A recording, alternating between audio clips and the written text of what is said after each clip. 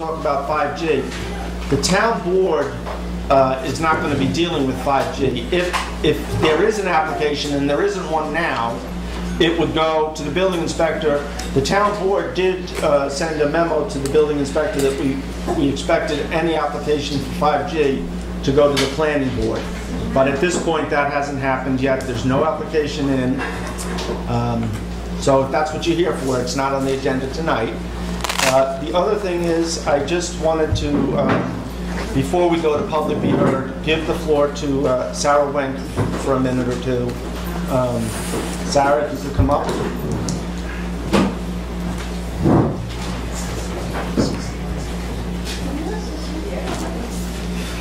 How are you? Pretty good. Good. I'm Jay's daughter, and my son is in the back there.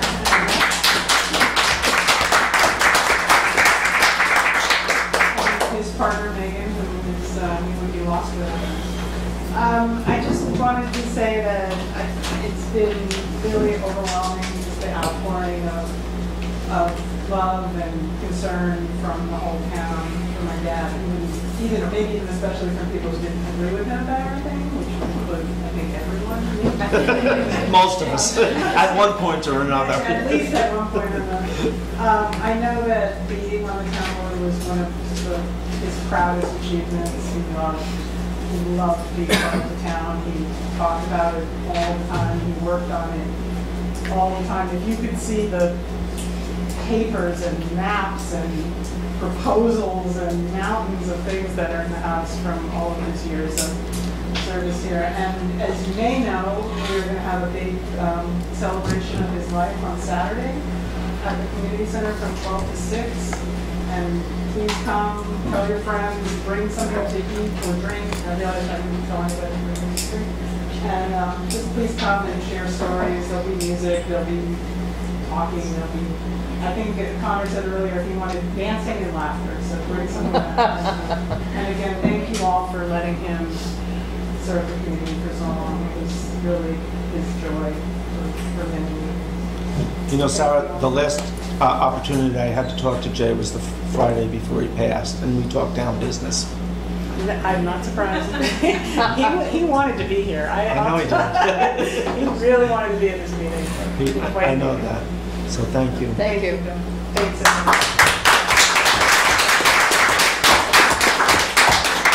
So Bill, is this a good time for us to make statements about Jay, or because I would like to make some statements? And let's go to public be heard first, Ben, and let the public weigh in, and then we can. Abby Mitchell. Yes. I have been informed that the 5G is not on the menu tonight, but just in the spirit of public education, I'll take my 2 minutes. I'm here to speak with you about a technology which has been highly romanticized, but whose dangers have been completely ignored: wireless communications. EMF radiation is dangerous. Smart meters are not smart. They have no brain. They are merely a convenient for electric companies who want to fire their meter readers. Analog meters are the only proven safe meters. 5G upgrades and local wireless towers are dangerous to all living things because the EMF radiation has a short, choppy wave compared to 4G. And this is far more aggressive, affecting heart rhythm, DNA, our nervous systems, especially in infants and young children. Oh, and cancer also will appear after 5 to 10 years of this kind of constant aggravation. I would bet money that everyone in this room has had at least one medical expert. Just because we cannot see it or feel it does not mean they are not real. Radiation should be reserved for medical purposes when no other technology such as MRI or ultrasound can be used, not inflicted constantly 24/7 on an unsuspecting public. Please see Dr. Martin Paul's letter to Governor Jerry Graham for the consequences of such exposures. If we want broadband, we must use fiber optic cable where this energy is directed and contained by the cables. Thank you for your attention. Thank you, Abby. Mark Antman.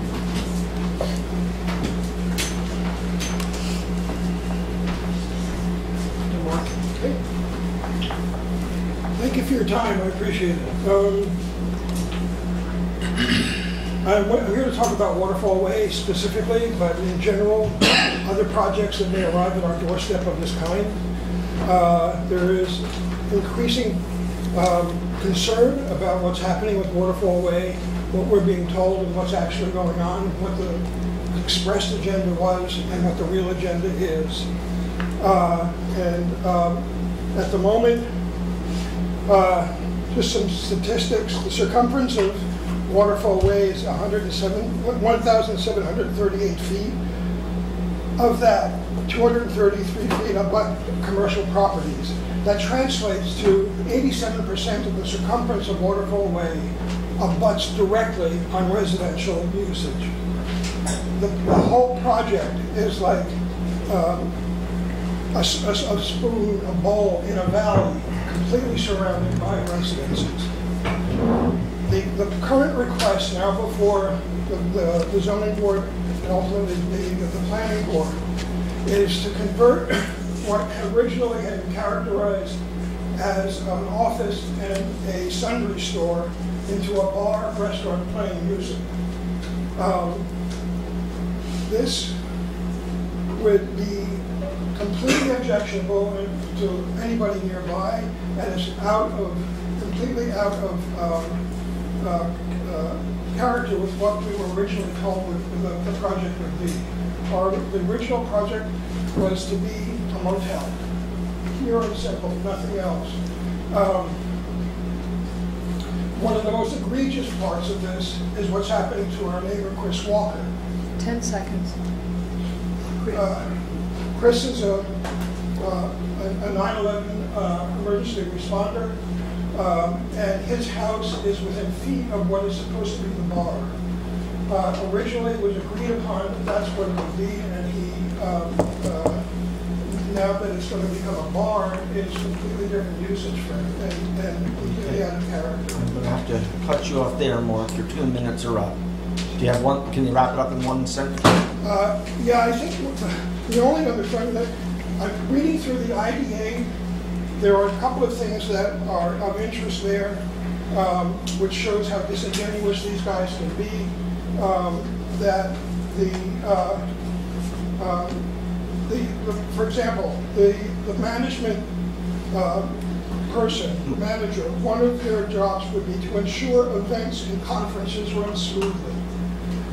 Okay. So, in fact, that's the objective. That this would be a motel and a conference center. Thank you, Mark. And Mark, I'd love to see that information if you want to keep forward it to the town board. Thank you. Dorothea Marcus.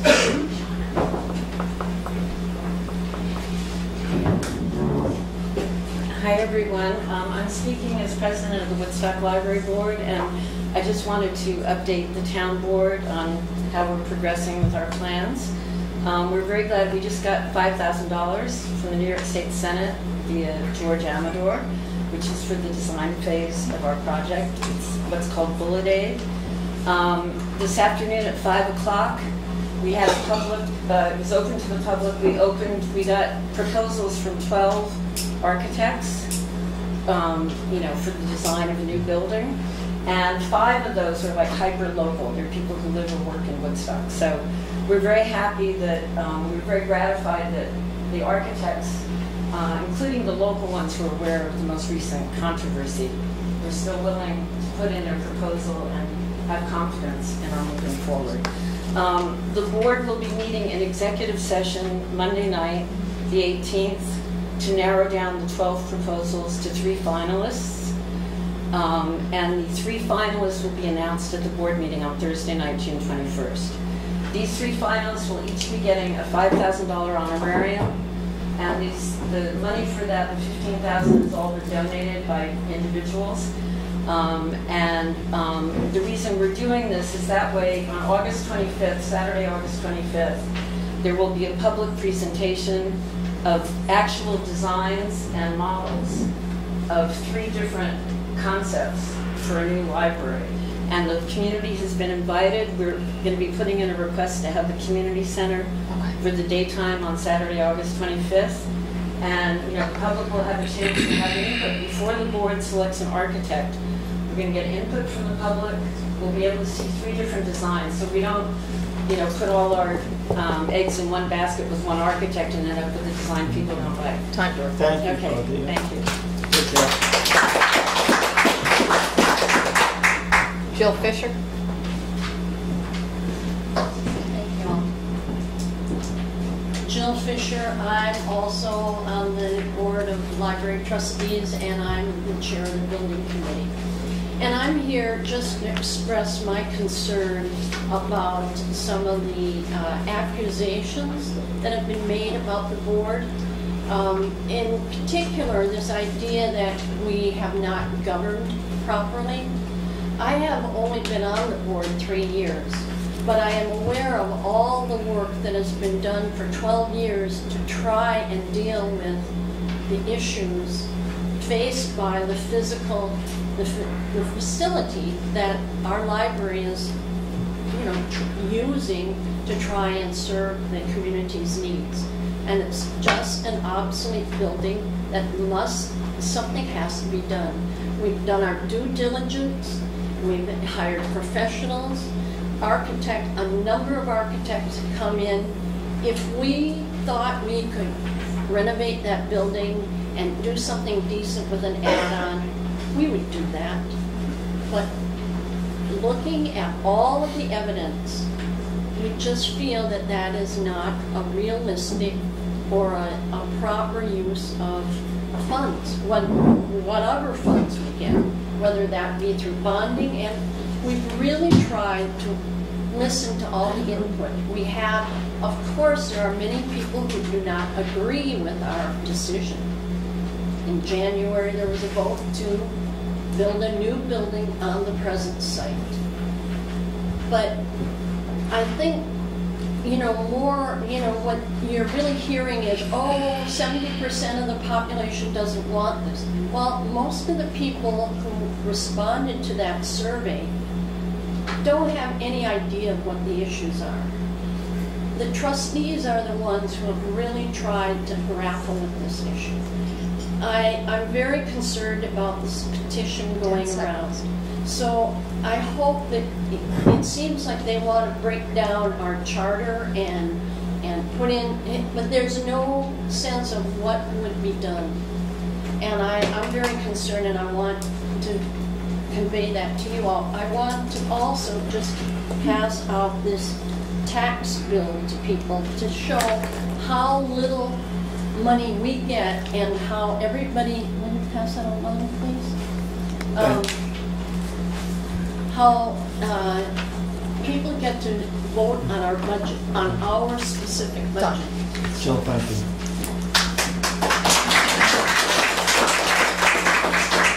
And Jessica Carr.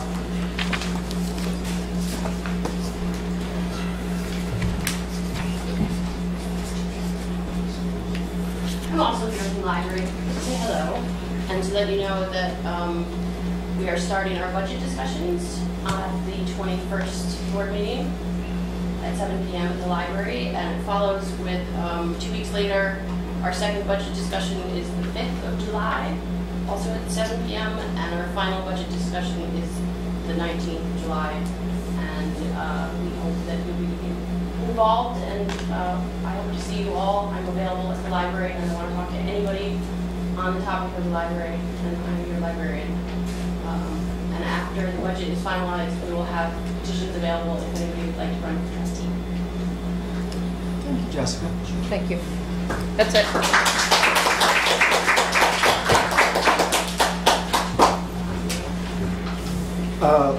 What's that?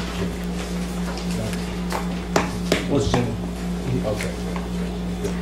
Oh, okay, for the fee bump. Laura, you had expressed.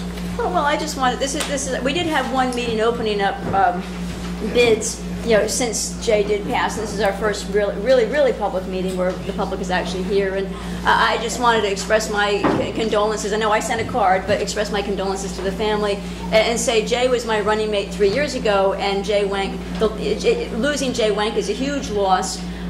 Because he always fought from the heart, he always fought hard. His passion for Woodstock was I would say unmatched. We do have a lot of people in Woodstock that do have passion for Woodstock, but there was none with more passion, let's put it that way. There was nobody with more passion for Woodstock than Jay Wank was. So I will miss his alternative and opposing viewpoints, because I always think it's nice to have somebody who's thinking, not necessarily following the crowd, but an independent thinker, and that was clearly Jay, an independent thinker, and again, great passion for Woodstock. So he will be missed by me, whether I agreed or didn't, and gosh knows I had my share of pot shots from him. It is what it is, but even I always loved Jay regardless of what he was doing or saying at the time. I knew he was doing it because of his strong beliefs, and I always respected that.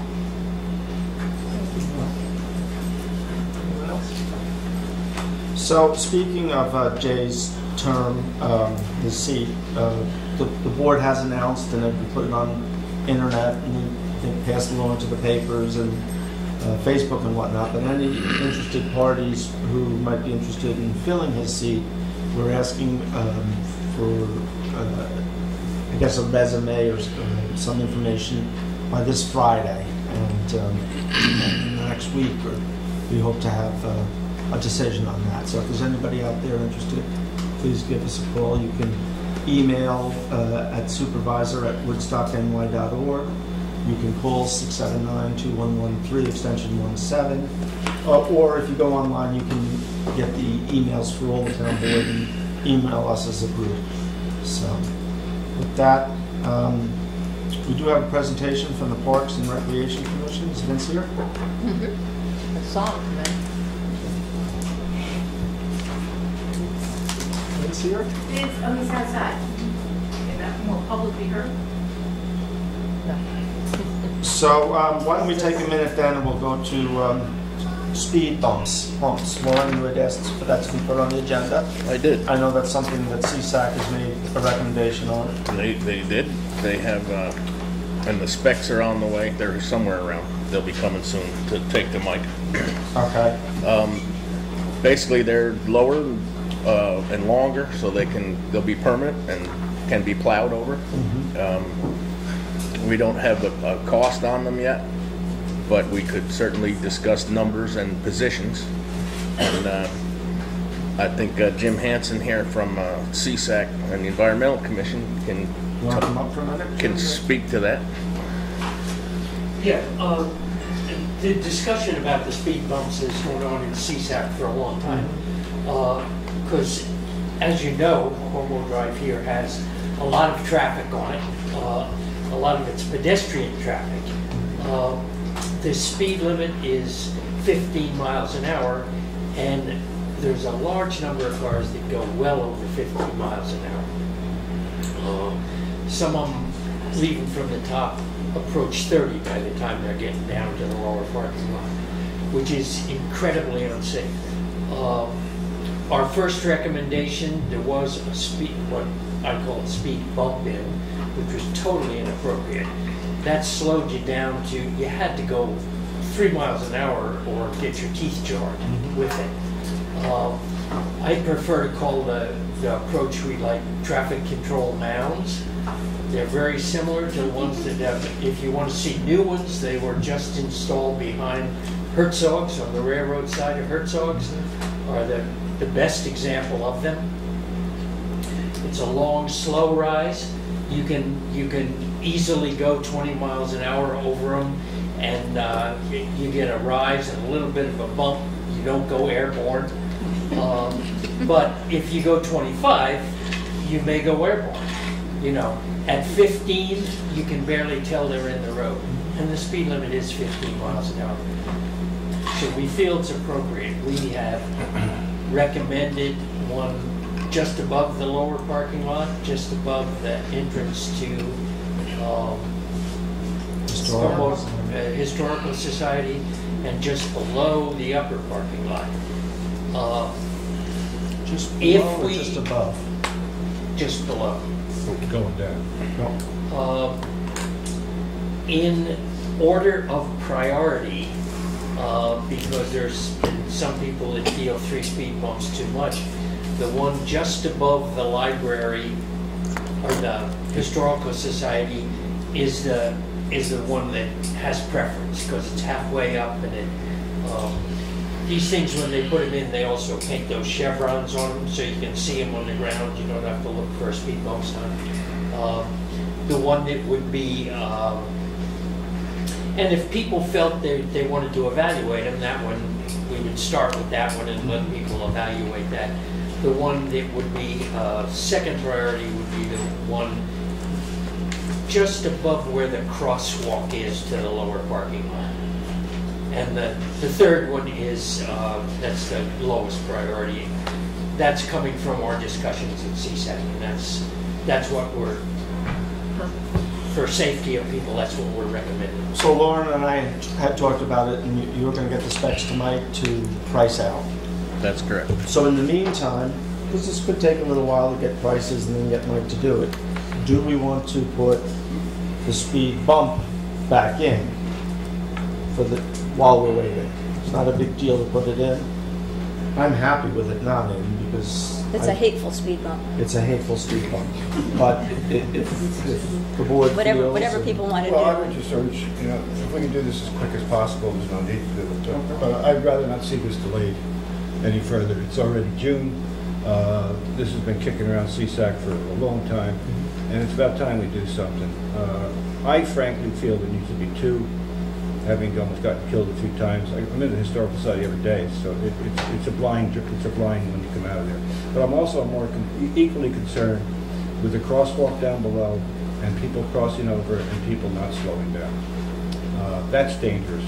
And the other part of it is people walk up and down Como. They got dogs on the leashes. The dogs are out to the road a little bit. People walk up and down with strollers, especially across that crosswalk.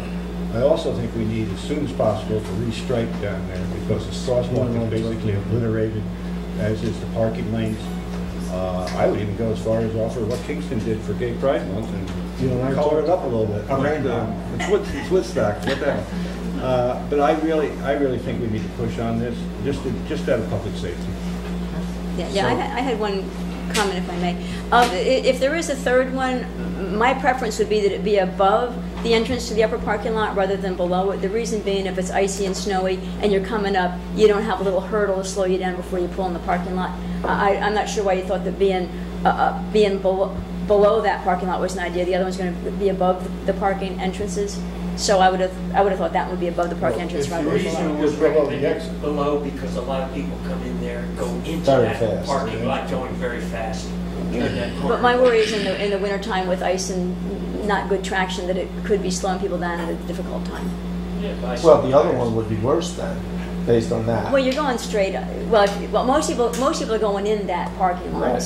So the other, I thought all of them was going to be above the entrance to Lower Como Park and above the entrance to the Historical Society and above the entrance to the. Well, you said below the entrance to the upper. My thought would be have it be above the entrance to the upper because they're going to slow down because they're going over the other two speed bumps, so they won't be going quite as fast as they would have otherwise. That's just the first one, my right? opinion. That's not the first one going in. I would say get correct. that That'd be the first last one. in. Evaluate. So Lauren, we'll wait for you to. I will get on it. I've been on it, and I'll get back on it. And I will. I've already talked to Mike, and of course he wanted me to get him the specs, so I'll do that. Okay. Excellent. Vince. Oh, sorry. No, I'm good. You're on. We thought we were a little bit later in the meeting, so I'm waiting for 2 more people that have the presentation. Okay, so let me hop to. There's one resolution here. We'll hop down to. I'll read it, and then if we have any questions, we have Max and Deborah here to answer it. So, whereas the Sawkill Creek is a significant waterway in Ulster County and is located in the sub-watershed of the lower Sawkill Creek, and whereas 71% of the Sawkill Creek watershed is located in the town of Woodstock, and whereas communities located along the state's inland waterways as defined in state law are eligible for funding from the Environmental Protection Fund for a wide range of revitalization projects and technical assistance under the Waterfall Revitalization Programs is administered by the Coastal Program from the New York State Department of State, and whereas such access to such funding and technical assistance would further the town of Woodstock's goals to preserve and protect its natural resources and support local revitalization. And whereas this assistance, both funding and technical, is voluntary and there is no regulatory mandates nor postal consistency requirements associated with this program, therefore be it resolved that the Town Board of the Town of Woodstock resolves to request that Assemblyman Kevin Cahill and Senator George Amador introduce a bill to amend Section 1, subsection 4 of Section 911 of the Executive Law to include the Sawkill Creek in Ulster County within the definition of inland waterways. Second. For the purpose of discussion. Yeah, second. So, Max, I don't know if you want to, you or Deborah, and I don't know, does the board have any questions? I mean, it's pretty straightforward. Well, I guess, I mean, it seems like there's no downside to it. Is Correct. there any downside that we might be overlooking? I have come across none. It opens the door to potential funding. It does not commit us to anything. Okay, and there's no extra regulations. There's no extra regulations. There's no extra requirements. It's even in the resolution there. No additional requirements associated with this program. It just makes potential funds available to us. How does this connect to other towns, like the town of Kingston, that the Sawkill goes through? Is there any? How does it affect the other? Well, if there was some project that Woodstock went forward with, how does this connect? Do we have to connect with the other towns? Are they supporting this? Yeah. So it really, once a waterway is designated, any municipality along that waterway can either individually or if they want to jointly apply for funding. I worked on this on the Esopus and the Square Creeks several years ago, and while I don't know which, I know some towns have taken advantage of it, others have not, but there hasn't been any downside that I'm aware of. And the other towns will be able to take advantage of the funding. Right. But if we went ahead with a project, we don't need town of Kingston's approval or something like that. You don't. No. Any other questions? All in favor? Aye. Get that off to the... Thank you. You're welcome. Thank you for the work. Thank you. Is Vince ready now? No, she's outside stuff. Okay. So we'll go finish a few more resolutions then. Be it resolved to schedule a public hearing for the purpose of soliciting public comment on the town's intention to close library land on Saturday, July 22nd, 2018 from 9 a.m.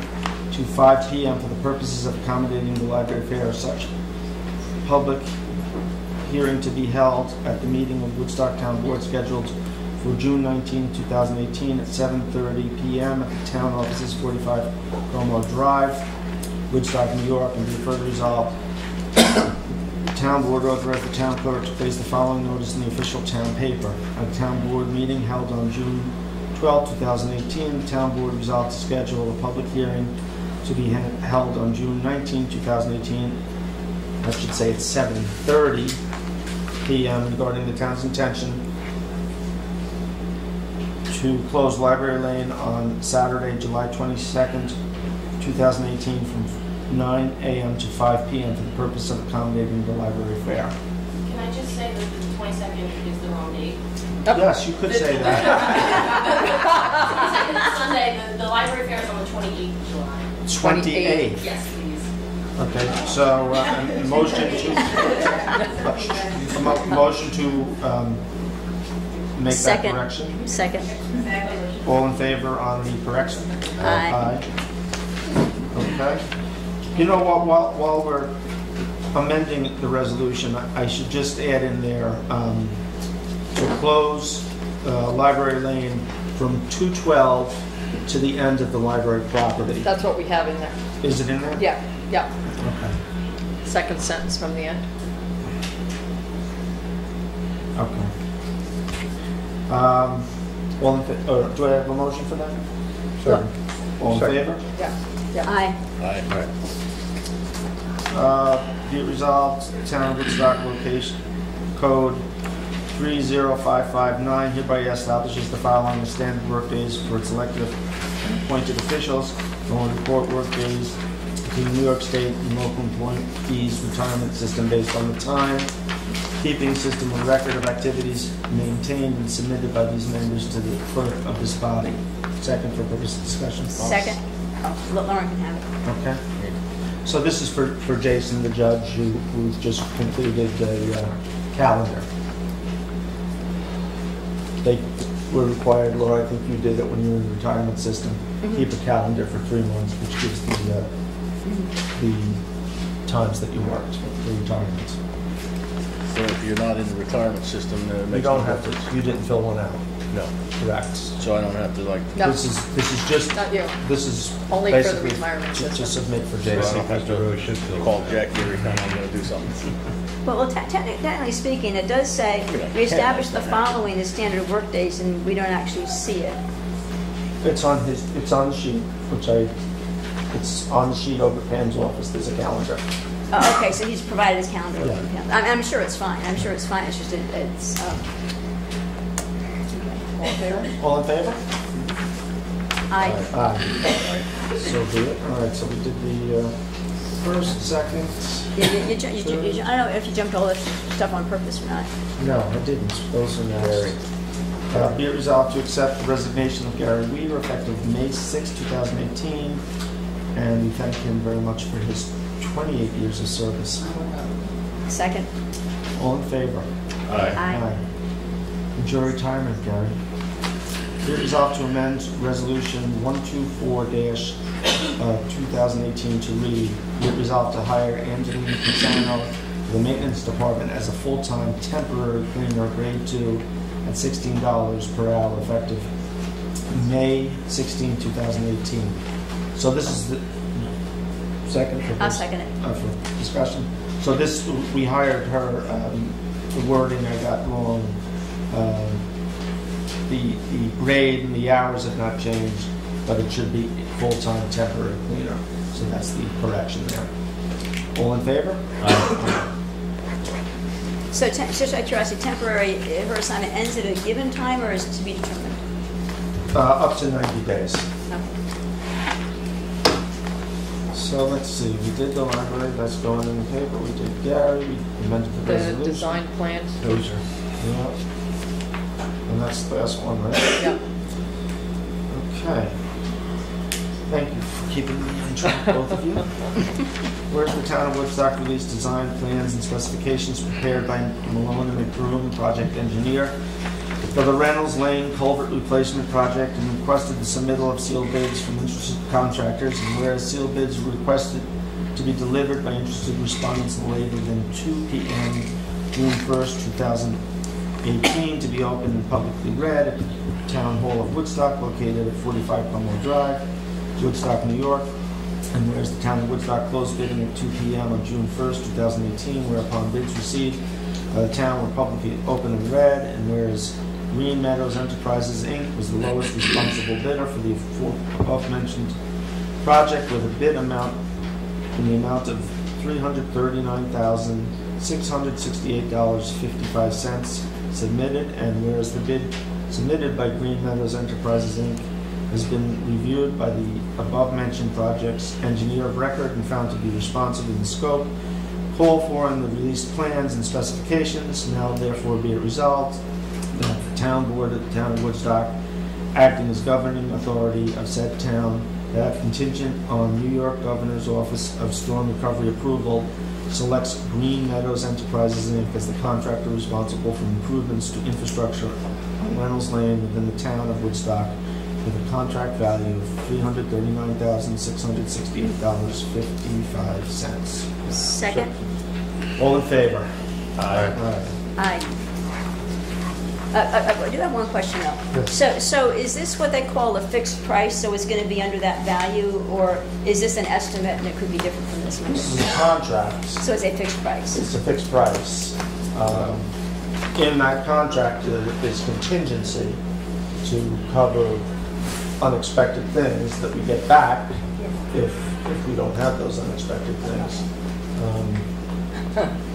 We have a contingency on the Route 212 project of about $180,000. We've already spent a little bit more, I think $32,000 to deal with getting all the concrete out of there.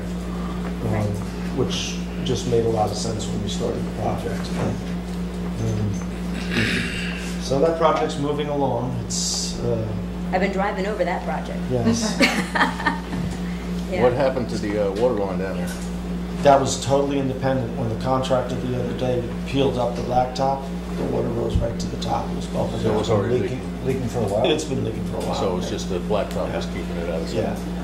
It's conceivable that the pounding made it a little worse, but, and we anticipate that there's going to be a few more. Oh, of yeah, those. no, I would, if there isn't, I'll be amazed. We'll all be surprised. Yeah. But it shows you how fragile some of that stuff is. Yes. Is this about the work that's going on now on the roads? Yes. Okay, On 2 Mill Hill. on Mill Hill. And is that just for the surface or?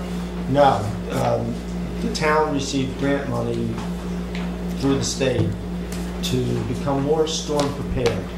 And so I think everybody remembers there's those slot drains that go up and down the Right. road that have been just a terrible failure since probably almost the day they were put in. And there's just terrible flooding, even in a moderate storm, down at the bottom of the hill. So this board years ago decided that was a worthy project, and the slot drains are all coming out. There's a little 18-inch pipe, actually 2 little 18-inch pipes. They'll come out. There'll be a 36-inch pipe put in with all new catch basins and storm drains, and then the entire road will get repaved, so it won't be patches of concrete and patches of blacktop. Right, So, that sounds great. I remember what a relief it was when they did B-75. yes. It wasn't bumpy anymore, it was just like riding on a little bit. You know, it's going to be a rough project. It's right in the middle of our town, and it's disruptive. But I But it think will be. when it's all done, it's going to be well worth it. Well, what I'm not clear on is Had why Elvis on Velvet once. I assume the state's going to come in sometime with blacktop in front of Joshua's and the rest of 212, but why that's not going to be done in conjunction with this project, I'm not clear on. I know this is a specific set-aside project, but, you know, Peak 212 down past Joshua's and all that is just as bad as the rest of the road. Yes, I agree. I do believe that the state mentioned they might be looking at that and doing that sooner rather than later. But the reason it's not part of this project... I understand that. It Okay. seems to coordinate better somehow. You would think. You would think. It's the state. Yeah, the state would probably do that themselves, right? And this is a private contractor doing the hill. No, I understand, but they eventually got to pay it. Well, no, yeah, nobody's disputing that fact. Lori? Thank you. I was in back and couldn't quite hear about the water, town pipes carrying water leaking. Could you just? Yes, so... Is that being addressed by the people? Yes. carrying- No, it's Or- being addressed by the town. So, But at the same time, so it won't have to get dug up again? It's fixed. correct. This is fixed. It's all fixed. This one's fixed. Oh, it's So, done? New yeah. pipe, it's new water? It's where the leaks happen is there's a 6-inch water main, and then where that connection comes off and goes to a 3/4 inch, Right. the fittings don't last forever. They're all 50 years old, so But it's all getting fixed now while this is dug up? yes. Yep. Quick question, Bill, are the curbs also being redone, or is it No. the exactly same dimension, curb to curb? The curbs are going to remain the same. The only places that there'll be any concrete and curb work are where the pedestrian crosswalks are. They'll all be made ADA compliant. And there's actually, there's a couple of them. I think the one across from Bread Alone, they're going to be aligned a little bit better so that they go straight across. Some of them go at a slight angle, and it'll allow them to do better signage as well. A few of the crosswalks have gotten signs that are right at the crosswalk, and people seem to respond a little better to those. So that's our hope, is that each of the crosswalks gets one. And they're putting in a bike lane, Right down the middle. Right down the right? Blame middle. a guy for trying. Right past your house, Kevin. In consideration of bikes, sewer, traps, are they considering what kind of drains they're gonna be putting in? Because right now, bikes are pushed against the curb on the concrete part, generally in traffic, and if they have to hit a bad sewer opening, with grills and stuff, that's gonna be murder. There'll be the heavy square type. They won't be slotted, so the Right. bikes it shouldn't be a problem for the bikes. Going up the hill, the catch basins are still going to be off the curb. Right under the curb on that side is a 2-foot water main, the Kingston City water main. So we can't do the curb drains. On the other side, there'll be curb drains. So going up the hill, you won't hit anything. So, Mike, is Vince ready? Yep.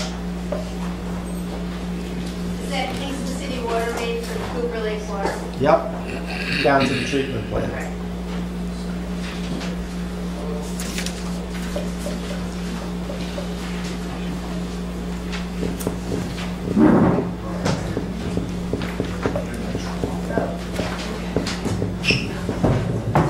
Hi, Rich.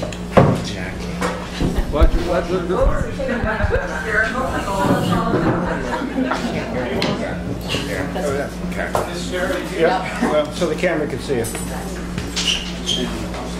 Look, he gets the chair. Go ahead, you can sit. No, I'll stand. That's Jackie's chair. All right, They're going to keep it warm for you. Or you tell me when you're ready. Go, I'm ready. It's your show. Okay, so I'm here on behalf of the Task Force for Parks and Recreation. I guess the best thing I could do is talk about why I got involved, because I think it sort of establishes at least... Say who you are. Oh, I'm Barry Price. I'm a member of the Parks and Rec Task Force. I'm a local architect. Now the hundreds of thousands of people watching this broadcast. No, he's done. Or at least a dozen. So, by way of involvement, at one point Vince approached me and said, "Hey, there's some repairs and some things that could take place at Rick Volt's. Can you help us out?" And so little by little, incrementally, you like to do some pro bono work around town, and I got involved in helping to reimagine the left field wall. And so as you begin to see opportunities and think about what you can do, what we didn't want to do was we started thinking about the park, and we started thinking about how Rick Volt's was one park in a series of amenities that the town has, and we wanted to be not be short-sighted. We said we really ought to think about sort of individual repairs or things that we want to do in a slightly larger context. Not to the extent that we wanted to sort of think about a master plan, or we had grand visions about all these things, but we just wanted to be smart. We just wanted to think, not just. I have a son who played baseball for a while, so I have my own sort of nostalgic attachment to the baseball field. But there's a broader demographic, right? The parks that we have are an opportunity to serve the entire community, not just baseball players, not just little kids, adults, seniors, disabled. Universal access, all the things that the town really wants to provide. And as an architect, I get to work on a lot of really nice properties, and people build pools, and people have playgrounds on their property. And the thing that I see is a missed opportunity to really offer common space, offer places where people can really come together and step away. I'm as bad as anybody with the screen, believe me, but everybody can step away from their screens and be together. So. On the one hand, we're looking at it as, these are little projects that we can do to help the park, but we're also trying to take a bigger picture look at it. So that's the context that I became involved. At the same time, I looked at the group of people that had been put together, all professionals with different expertise, who were bringing a similar point of view. And so we kind of came together around the opportunity to work together as a team, to take a little heat off of the town, to try to be focused as volunteers. Thank you. On something that we really could advance. So that's kind of the context of. Does that make sense to people? So just with regard to what we would refer to the state of the facilities, there's a lot of opportunity. I mean, you could come at this from a critical standpoint in terms of safety. A lot of things, but I guess my spin on it would be sort of as follows. I'm really talking about Rick Volt's because that's where our initial attention has been, but we sort of promise ourselves that we're not just going to think about Rick Volt's. We're going to think about how Rick Volt's and Andy Lee and all the amenities that we have can support each other, so there's no redundancy, right? We don't want our tax dollars spent on redundancy. We want to get the most and encourage people to use different parts of the town. So yes, there's not one. There are places that have been upgraded, and there are places that would benefit from upgrades. I think if you go to Rick Volt's, you'll see it's a place that could benefit from some upgrades. In particular, I'm certain that it meets a certain degree of safety standards, but there are newer safety standards that if we really looked at it hard, we would find that there were some opportunities to improve it. I think that it's not maximized, it's not utilized that much. So by adding some amenities, not only we can speak to a broader demographic if you're able to create places where people can walk, places where kids can learn to ride a bike, where they're not out in the middle of traffic, right? You have activity. Activity is going to draw more people to the park. The park's going to get used. You see where that goes. I think the issue of something that I feel very strongly about, universal design, right? The fact that a park and a public amenity can address the needs of disabled people, but not in a way that isolates them or points to the fact that they're disabled, right? We have the opportunity to think about that in terms of how these parks are envisioned in the future. The bigger picture for me is to be mindful of how we can work on the parks so they can really be assets that the town can be proud of and something that really will distinguish us as a location. So those are kind of, on the one hand, you could look at them as criticisms of what we have, but on the other hand, you could look at them as guiding principles for why we're doing what we're doing. And that's kind of where I'm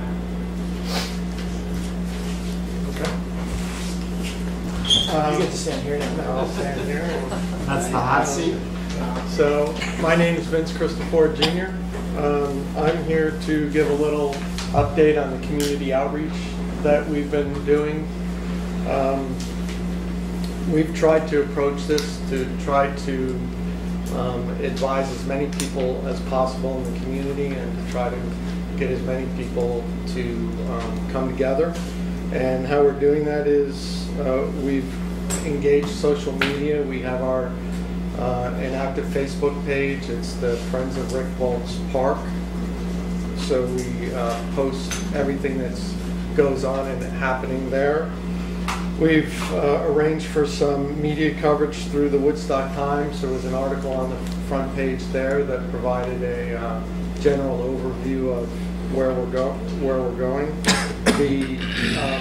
I should go back. The Facebook page does not only talk about the events and what social media activities related are going on, but it also includes a lot of information, historical information. So all the information is there about who's on the task force, how the task force was formed, who's already supporting the task force, where a lot of the community involvement is. So it's also a central location for facts about what's been done so far. We've gone out and met with all the representatives of the Aniora School District. We've met with the principals of Woodstock, Bennett, and Phoenicia, and the superintendent, Ms. McLaren. We're investigating how all the kids in the community can be involved with the project from the ground up, whether they're involved with looking at, recommending what their favorite playground equipment might be, whether it's going to be a kindergartner coloring contest to do. We're looking with the high school kids as an opportunity to join the task force and see how a volunteer organization works and interacts with the community.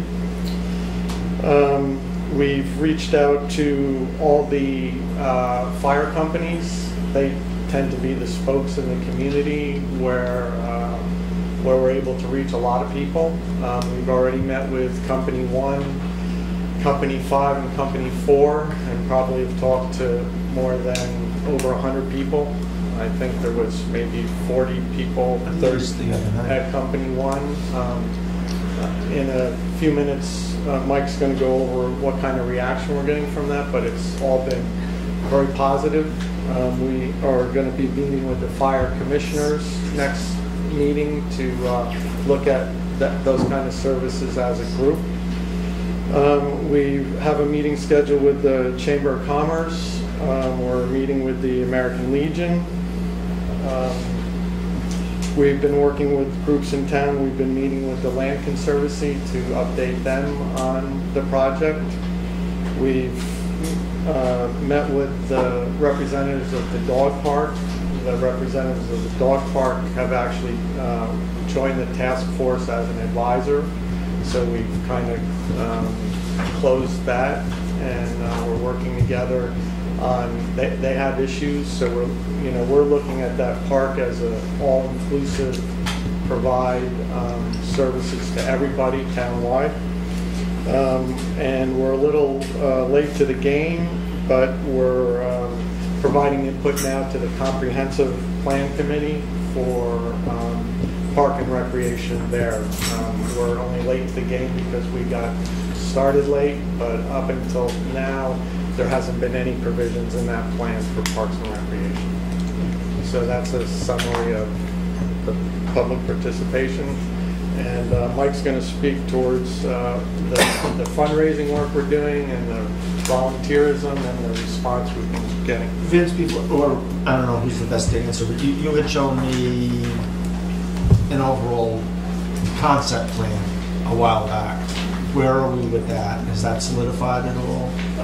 We haven't solidified any kind of drawing. Okay. We're working to digitize the site plan itself, and it's still up in the air. It's just pieces moving around right now. When do you There's a think? little bit of it working from both directions, Bill. What we absolutely don't want to do is come up with a drawing and have it be the rule, and then try. It's all the work that Vince is doing is to try to build consensus and talk to people and understand the challenges. So ultimately, the drawing will represent, what's imposed on a piece of paper, but also sort of how it's a solution for the community. And that's why I call it concept. It's not a blueprint to be followed. That's right. So when you talk about the drawing, you're talking about the Rick Volz area, or you're talking about the bigger scope you were talking about? This was Rick Volz. Rick Volz. Yeah, this is a site plan. Okay. And at this, it's still a work in progress, and taking feedback not only from the boards and the different organizations that we've spoken to, and from any public input that may make it a better project, we're open-minded to that and intend to carry it to that degree. Okay. And when will you be sharing this concept plan? Do you think in a month we could meet again here? Will you bring it here? I guess when we see it, will you bring it here so we can see it? I mean, we don't have to set a date right now, but the sooner the... I don't see why not. Okay. I don't see that many changes in it that you haven't already seen. It's just a matter of tweaking it here and there to make it be a better plan than what we have as a concept right now. Okay. So I think, having said that, you're going to see pretty much the same plan, only with more finalized. Well, I'm not sure if I've seen the latest The point, Mike, is that the public, a lot of people have not seen the plan. Yeah, That's Yes. the point. Oh, absolutely, absolutely. Yeah. And what's going to be, what you're raising the money for. So why don't we plan to get together at the next meeting in July? I know Mike's not done. I'm not kicking him out. He didn't even speak yet, and Jackie's got her hand up, by the way. Trying to cut me off. Not yet, Mike. It's that ugly guardrail. Why don't we Sure. plan, and again, it'll just be a concept. It won't be written in stone. Mike, the floor is yours. Well, Jackie has Oh, had sorry. I just have one question. Recreation goes to my heart, and I just love that you guys have stepped up to this plate. It's amazing, it's daunting, and I'm so glad that there's a group of professionals in town that are really ready to take it on. And some of you have a really good record that shows that things can get done. I only have one question on behalf of the town. Have you been working at all with our insurance carrier? David Bloodgood? I did pass that. Did you talk with David? Yeah, because we have a good relationship with him, and actually the town's done very well with our insurance. And Scott Hasty is a member of the committee too. He's very knowledgeable and knows. Yeah, no, just that David walks us through. Scott is here, We've already started. We've already started our due diligence with that. Okay, perfect. And are already going back to him a second time with information. He's wonderful to work with. It's all been positive. Good. He actually, I don't know if he's come out, but he comes out to the town frequently. So if there are things you want to walk him through, There doesn't appear, at the preliminary stage, there doesn't appear to be any issues with anything with that relationship. Wonderful. Yeah, no, he's great to work with. Yeah. Thank you. As many of you know, I am Michael Stock Sr. The last part I like to leave off occasionally, to be referred to as senior. Just for a moment, I'd like the other members of this committee, if they would just raise their hands to be recognized, because it's important that you understand the number of volunteers that have Thank you. When Vince called me, it was this particular group of people that drew me into this project, and I think it's a wonderful project. And I want to thank the town board for taking time to hear us do a presentation, and certainly welcome your input as well as the input of the public, as I mentioned earlier. This project is, by conception, has been through volunteerism. So this group of people who you've just seen raise their hand, and there are a few more that are not here this evening. Volunteerism has been a big part of Woodstock throughout the years. Woodstock rises to the occasion when there's an issue, a disaster, or something as pleasant as this. And this project will grow, and volunteers that want to participate in it will grow with it, because we've had outreach from the fire departments. And, I think, did you mention what they were going to do? No. The fire department's going to build us some picnic tables for the new pavilion. They've offered to come and paint. They've offered to come to work on the field. And that's just a small segment of what's happening here. There's already been a tremendous amount of work done on the property with regards to a handicapped accessible bathroom, which we've never had. We've eliminated the porta-johns, which is much healthier and much more sanitary and smells a whole lot better. There's been a painting by volunteers, husbands, wives, mothers, children, the facility itself. There's been improvements over what exists, and the plan is to make it even better. And the best part about that plan is that it's not going to cost the taxpayers a nickel. We have had organizations, and without disclosing anything at this point, we have to finalize our paperwork. There's one gentleman, or organization I should say, who has offered to pay for most, if not all, of the first pavilion. We have another person in town who's offered to do a matching grant up to $25,000. If we raise $25,000, he'll put in $25,000. There's banks, there's agencies that throughout the town, we've promised not to get anybody's name out there until this project is a go, that they're going to help raise the funds. I think that it's a perfect opportunity for Woodstock to build community through volunteerism. It's happened before. I'll give you a real quick example of how I saw it for the first time. When the town didn't know how to handle or who should handle the sidewalk along the cemetery, the county wanted nothing to do with it, neither did the cemetery. We organized a group of people and built that in 2 weekends. Every day there was more people there, from even organizations bringing lunch for the people who were doing the work. That's what Woodstock stands for, and that's what Woodstock will do again here on this project. I'm confident of that. As Vincent alluded to, we're working with the dog park people. This facility is not just for youngsters, it's for all ages in the town of Woodstock. We have people who are willing to volunteer or to sponsor a bench, exercise stations, to a walking park that we want to have in addition to the baseball and other amenities we're going to add to this. And I think it's a great thing for this town. I look for support from the public. We also look for a check, a donation, because if we can reach that $25,000 goal, we've got another $25,000 ahead. This is the third time I've heard about any of this. And I know the Rick Volt's field, there's another field next door. Yep. Is that going to be affected? No, it's not. As a matter of fact, early on in the process, I knew that this would be a concern to that neighborhood, and I went to see John Maurer. We passed the road. I went to his house, and we had a conversation about John expressed his concerns. We had intended to lengthen the stone pathway, for lack of a better word. It's more of a cinder pathway, easy to walk on, to cover the perimeter of that property. John said that he thought the neighborhood, inclusive of himself, had concerns about that being too close to their homes. We've altered that by 200 feet and brought it into the existing park, or near the existing park, to right down the other edge of the field. The other edge of the field, and then go out and possibly out to Mallory Grove and back to give some length to it, so people can take a walk. People of all ages. This is a facility for all ages, and come back to the main parking area and do that without any harm to the environment or to the field. As I said, we're working with the dog people. This is not just for people. This park is going to be incorporated for this continued use and improvements for the dog park. So having said all that, are there any other questions that you have with regards to the approach to this? Excuse me? Will we get to see the map? That map? Will the map be available to the public? It'll be available before the next town board meeting. At the next town board meeting, we'll have it here. Let me just finish one other point, John. The county also is on board with this. Mike Hine, county executive, has shown a great deal of support and helped us with certain hurdles we had to go over, and is willing to continue to help the town with such an endeavor. John was first. So the cinder block, the cinder road is on the other side of the tree line, or is it on the field side? It's on the field side. It's on the field side. Is it right up against the tree line? Half of it, right? Half of it. It's only going down halfway, John, and then go back in onto the existing part. We'll stay, it'll be on the map. It'll be on the map that'll show you when we... Well, could you just kind of give us the conceptual map? I mean, I've been asking for that for about 2 weeks. You know, just give me the conceptual map. Who did you ask? It'll be a lot easier to understand what you're doing.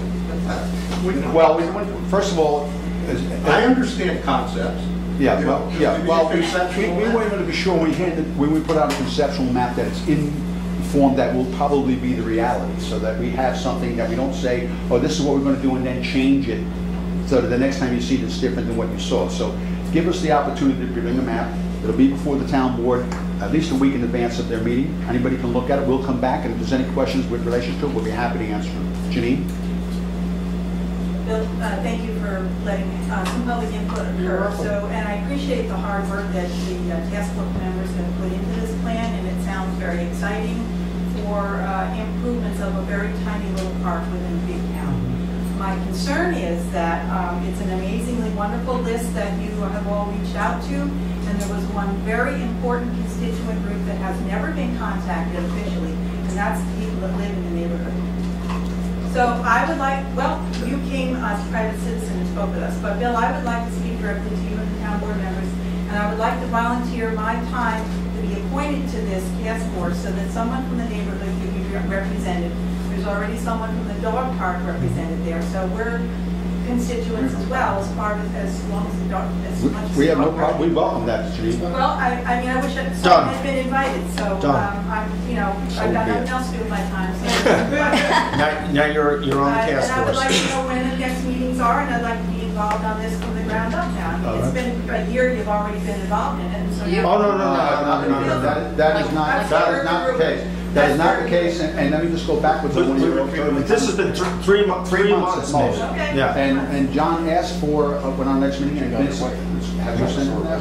We provided that. The meeting, next meeting date. Oh, yeah. Right. Yeah. And Gene, let me just go backwards. I intentionally turned around and came back to John's house because I saw him on the road to discuss this very issue. And we're thankful for that. Yeah, and, you know, Because we would not have John been and I aware. go a long way back since we're kids in this town, and, you know, there's a certain amount of respect between him and I and everybody else in this community that we have to maintain, and that's what we intend to And do. it's a quiet little neighborhood, but we would all like to have some input on the changes. Not a problem. I'm sure it's not I just want to say, just relative to your request for a plan, it's not that we don't want to put the plan out there. We're trying to be measured about our efforts, right? We're volunteers. There's a lot of time involved in doing things with that kind of specificity. Today was. Mr. Price, I have been a volunteer in town. No, I'm not complaining. And I understand that piece, but it's being presented to us as though you want to have the plan completely thought out and then presented to the neighborhood as the final. Understood. No, the input is welcome. My only point was today we were really just looking to be upfront about the intentions, sort of how organically the committee came together, and just sort of how we got to where we got. And we were sort of avoiding the specifics of exactly what is going on because that felt like content for a different meeting. Janine, you being a volunteer, you know how much time it takes. You cannot believe the amount of time that we have met to try and put something together that's acceptable to the people we know that have concerns, including yourselves. Well, I appreciate that, and I really would have loved to have been there from the start. Well, as I said, the first few meetings were just talk about how we're going to organize, who's going to be involved, who's going to be involved. We should go from now. And it's only within the last month and a half that we've tried to put things to paper to make it a project that we can present to the town and the public. Well, I'm glad, so we can go forward from here. Absolutely. And we welcome you on the board. And I'm glad you did. So I just want to correct one thing that Mike said before we go too much further. The town does have a couple of funds available for recreational use. I think Vince would have tell you a total about $120,000, $140,000. That could be accessed via a permissive referendum, which means that we can't just go and spend it, but we can say we would like to take out $10,000 to build the walking rink, and then the public has an opportunity to force us to vote on it or not. So that money is available. The one downside that I will say, though, is it costs municipalities more to do things. And every dollar that can be raised through fundraising is going to be far more efficiently used than town money. So I applaud your actions. It's really, it's an efficient way to go. And Mike, I was involved with that sidewalk project with you. You saw right there how we were able to get the material and the equipment at a much better rate. So I'm glad you brought that up. The funds that Bill is speaking about arrived from planning board approvals of subdivisions, a rec fund. And those money were put into their earmarked specifically for recreational use. So there again, it's not affecting the towns on a tax basis. It's coming out of a fund that other people have contributed to. And I think it's a great idea, and I think that should continue throughout the future of this town and subdivision so that we can support these projects down the road. We only intend to build what we have money to build with. And as money comes in, we'll take this to the next level. So conceptually, or a final map may be our wish list, but it may not be what we conclude with. So having said that, I want to take your question. I see you. Phase 1, phase 2. Is the money tax deductible, or are you just raising money? I don't believe it's tax. I'm not, John, do you have any idea on that? Your accountant. Well, If you're not a 401c, if you're not a nonprofit, if you go to our website, you might want to look at incorporating, but unless you're a nonprofit. No, because the money's coming through the town. We're having donations made out to the town specifically for this project in order to avoid that. I think in the long run, it's better for the town financially, and I think it's better for us that way. Yeah, it's town money you gotta spend it at the higher rate. But yeah, I thought that... Let me address that. We don't need to go on. Let me just, no, this is important that you know. When I say it's not going to cost the taxpayers money, okay?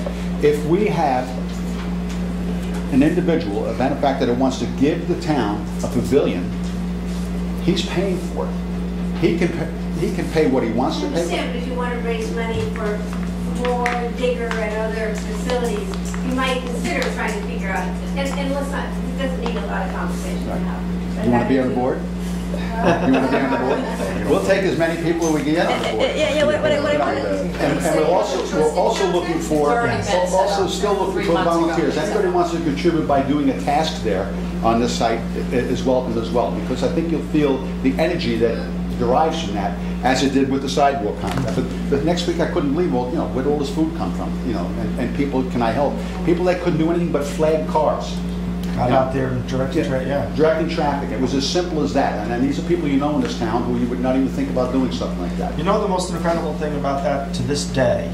That there had to be at least 35 or 40 general contractors, right? All independent guys, right? And there wasn't one disagreement. I think it was longer than 2 weeks. It could have been 3 or 4 weeks. But in all that time, there was no boss, and everybody just went about doing the job. It was communication, and that's what's happened with this task force. There's a great deal of communication within ourselves, and now we're reaching out that communication to the public, and we welcome any comments, concerns, ideas, and help that we can get.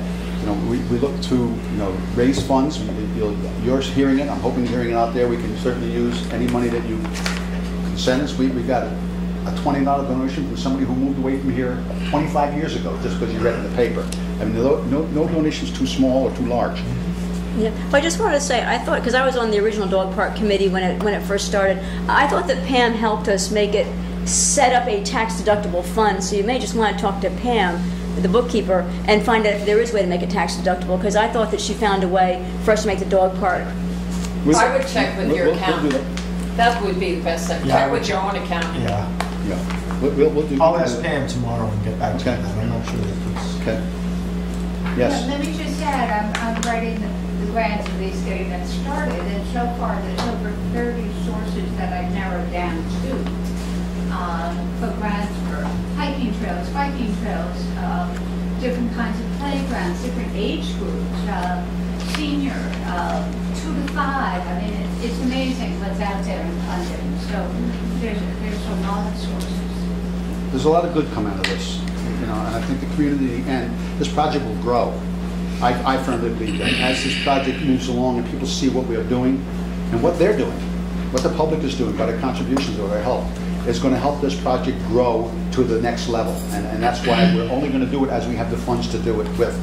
And on the point that you brought up, I'm glad you brought it up because I was going to. I think that we need to sit down after the map has been displayed and start the process to get some of those funds so we can do the project as we move along. As we can pick out specific funds, then we can earmark money. Some of the things are going to be, Timing is yeah, some of the things are simple. A bocce ball court, a volleyball court. You know, these are simple things. Doesn't take a lot of money, but used by every age bracket that's out there. You know, the cinder walk is probably one of the cheapest things we can do, but probably one of the larger areas that'll encompass. But that's for everyone. Seniors can walk. People have volunteered or offered to sponsor a bench to sit at, a workout station. Those are the type of things that we want to incorporate into this plan. Are we going to have a bocce league? We're going to have a bocce league. You got to know how to swear in Italian. I don't think you want to be around the public when they got hard metal This walls. is a quick presentation, but I read in the paper about it, and I really appreciate what caught my eye is the parent, that you're collaborating with the local Ontario school district, the science teachers, and really trying to engage and create the educational. Right, that was Vince doing. If you want to elaborate on that, please. You also reach out to the DEP too, didn't you? Yeah, I mean, one part I glazed over is that as we build the components and provide minimum basic amenities such as a bathroom and a pavilion, and due to the location of that park with a wooded area and access to the stream, we've been working with the Cornell Cooperative Extension, the youth educator who works in the Iowa School District, to look to put together a youth watershed management stream quality program, and that pavilion, which is we call it located on the eastern side of the park, is really becoming an education center. We're trying to use it for any number of activities. It's not for just the baseball kids. How are you guys, I mean, we've all said for years we need to do more for our kids around. We're not Sorganies, we don't have the recreational facilities like a lot of towns do. So we've always, and back when Jude and I were involved in Little League, and we had 8 teams, I think, at one point, and we had a lot of kids. And we built the dugouts, and we built the snack bar, we did all these things. How are you assessing the needs now, however, since, you're down to 2 teams or something? We don't have that many kids in our town anymore. So how do you address what types of things you're considering up there, and taking input on needs up there? I mean, it's not going to be all kids. I'd like to answer that. And as I alluded to earlier, that it is because it's a broad spectrum of people that we're going to have use of this facility. It's not just geared around a Little League team. No, I understand that. And I think it's one of those situations, you build it and they will come. I was going to say that. So I think, let me just conclude, because I know you have a lot of business here this evening. We're done. Well, let me just conclude with this. You can conclude. One of the things we know is very important to Woodstockers is open space. And a park is considered open space by definition if you look it up. We intend to alter minimal areas with the existing park and replace it with new equipment, with equipment that exists, and put in a bathroom which is much needed, should have been in years ago, and pavilions that gives everybody an opportunity to use this for anything beyond baseball, anything beyond any other uses that are on the property. If someone wants to have a picnic or a party there, they come to the town hall as they do with the other facilities, they pay a minimal fee for cleanup, and they have another place to have it at. And what a better location than that can you find next to a street? May I say one thing? In my experience and observation, a lot of recreational areas, a huge amount of space is given over to things that tend to be something that boys are interested in doing, and girls tend to be really marginalised. And I would just kind of put it to you to really consider gender equality when in your plan. We do, because we have boys and girls on the baseball team. And I think that that's a given in Woodstock. I don't think there's anyone in this room that would like to see the gender separated. So I think we're aware of what you're talking about, and we intend to incorporate that into the ultimate plan. Mike, Vince, Barry, thank you. Well, thank you, and the rest of the team.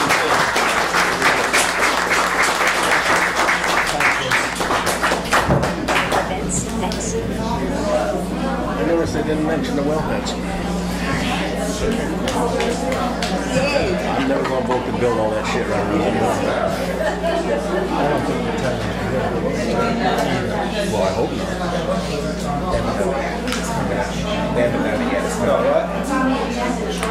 Yes, yes, I momentarily forgot about that, but yes. So I gave, passed out to the board something that I've been working on a little bit, and I talked a little with Richard, a little with Lauren. Actually, this came from your committee's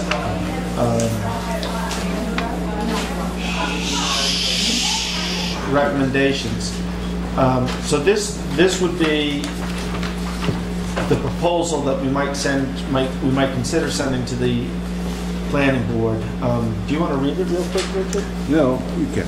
You don't?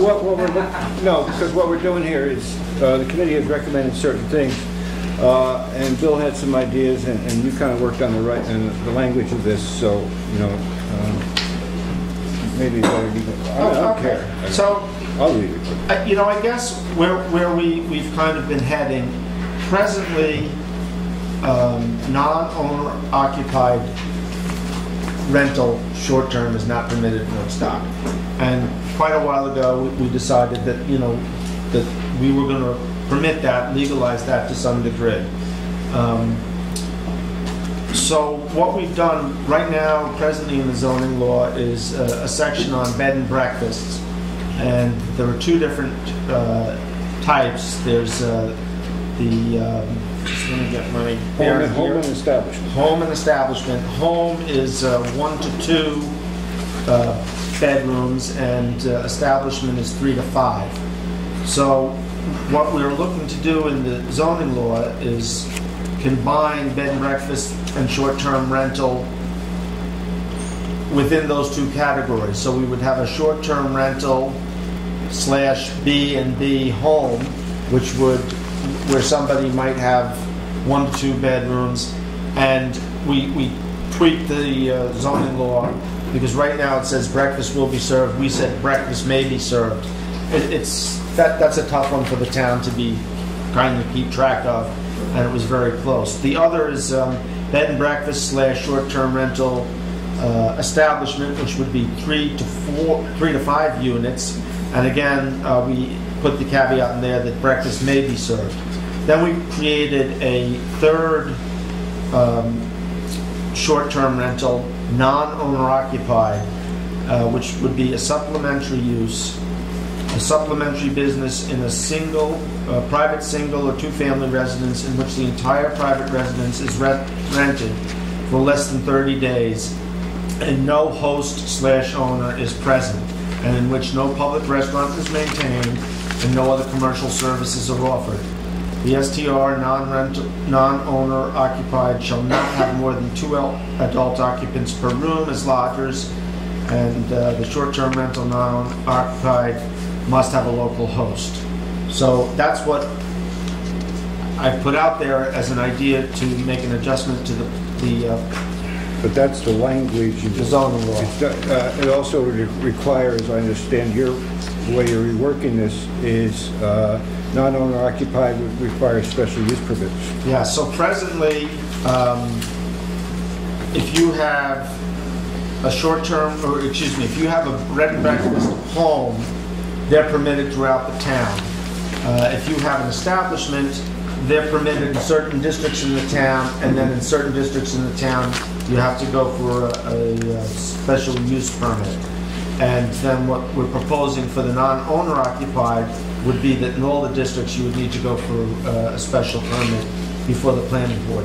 Now, one of the concerns, and we talked about this a number of years ago, was that this could flood our planning board, and we don't want to do that because nobody would win. So one of the caveats that we're considering is that we would,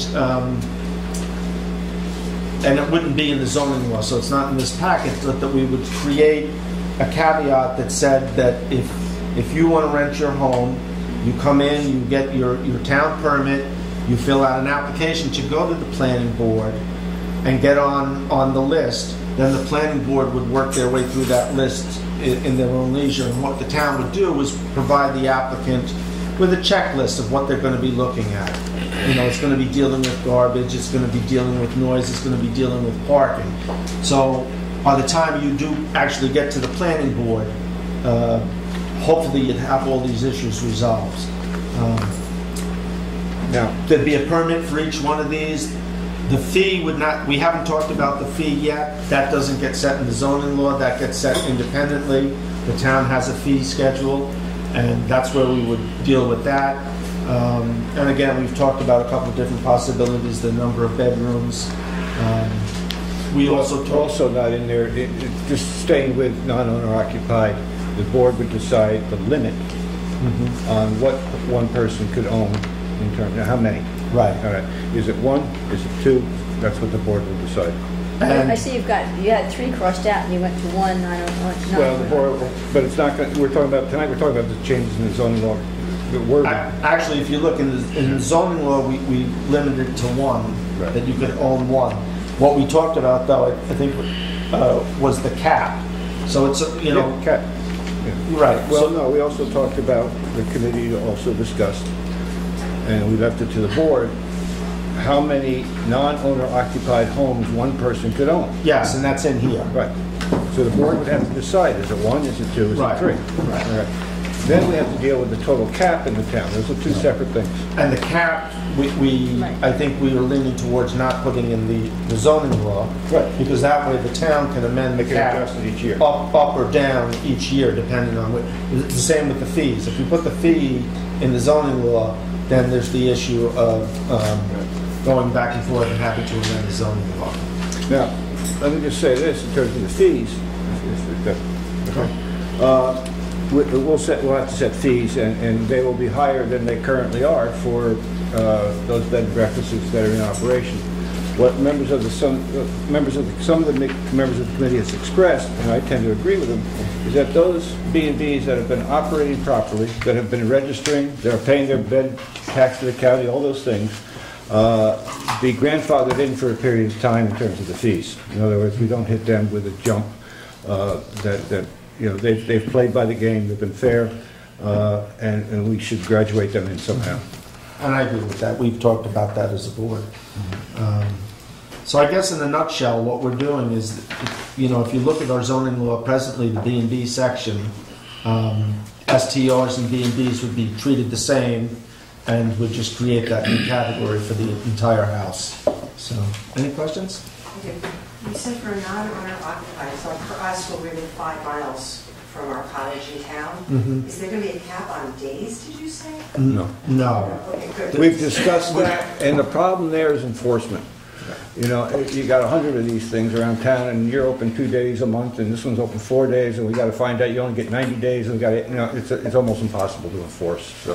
What we talked about, though, is, as far as a cap, is that it's conceivable that we could put a cap on the number of permits we issue. Sure.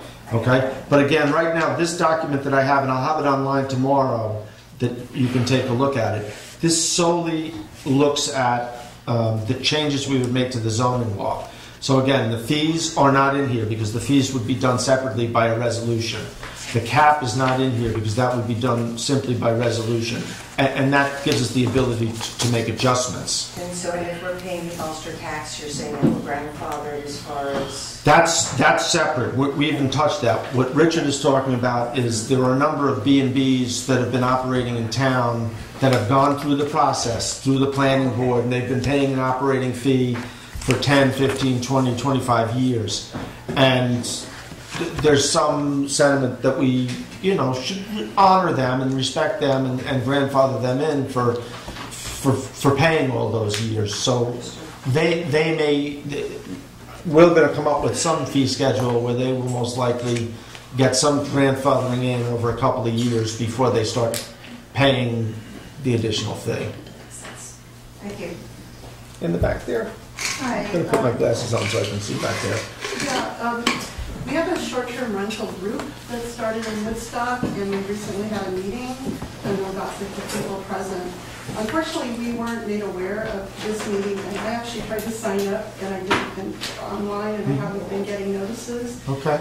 So we would like to ask to meet with the supervisor and bring some of our ideas, because we've been actually collecting information. I would be happy to, and actually, Before you pass anything. I've asked members of, We have a lot of details that we'd like to discuss.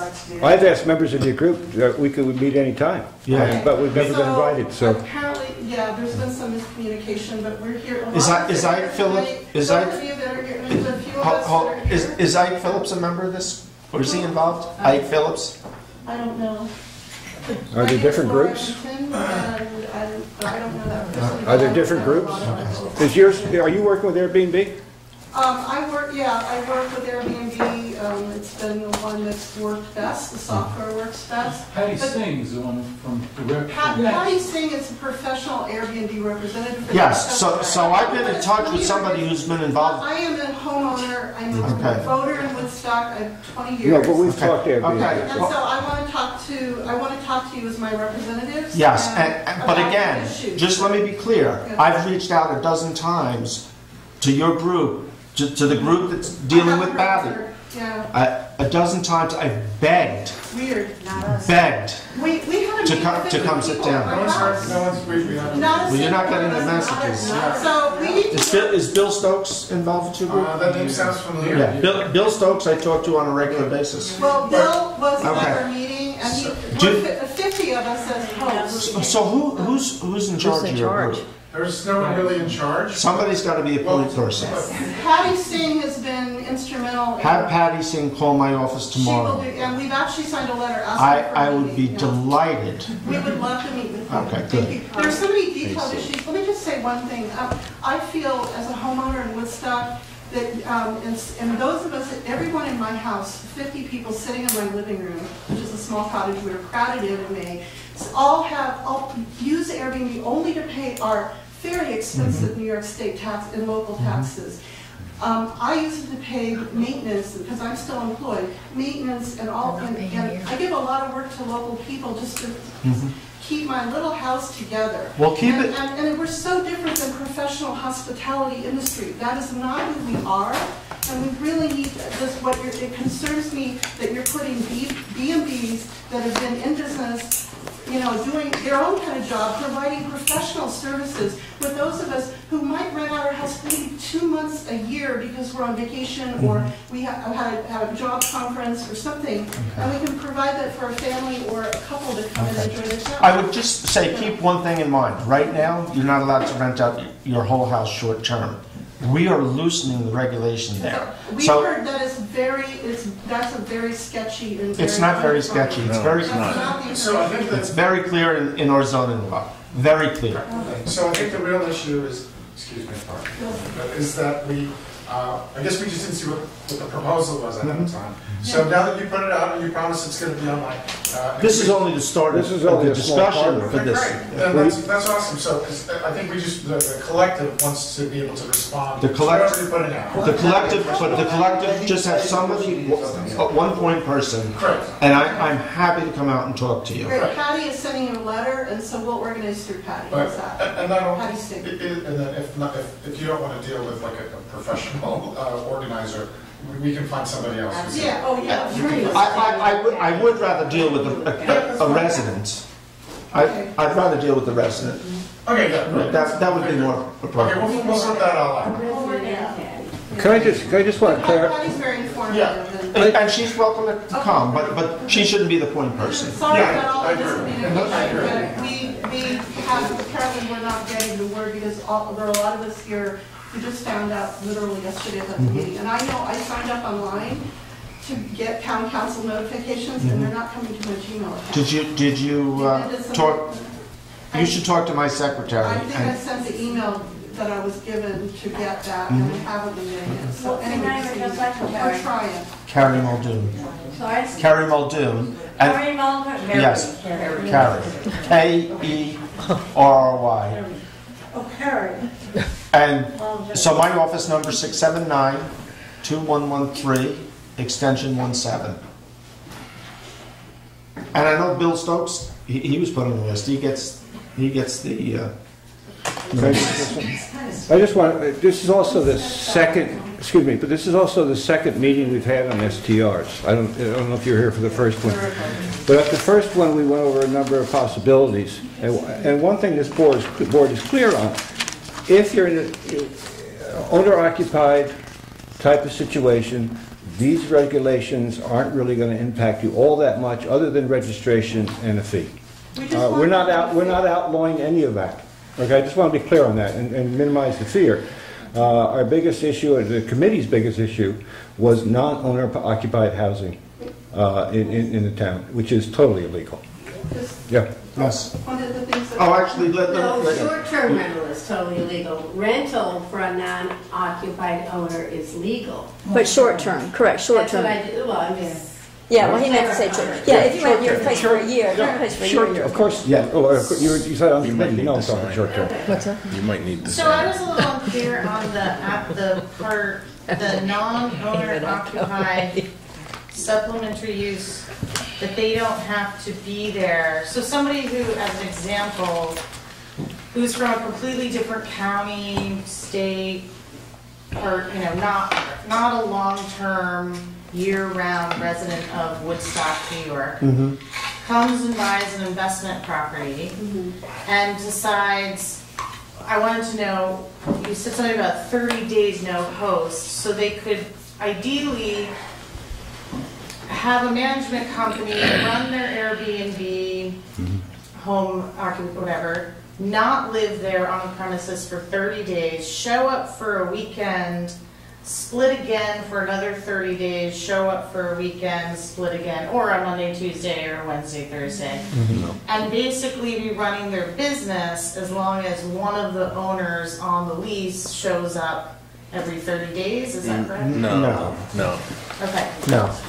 We can't distinguish between, so you own a home in Woodstock and you're gonna rent this out occasionally. You go away for a week and you're gonna rent the house out. Now that's not legal right now. Okay, we're proposing to make that legal.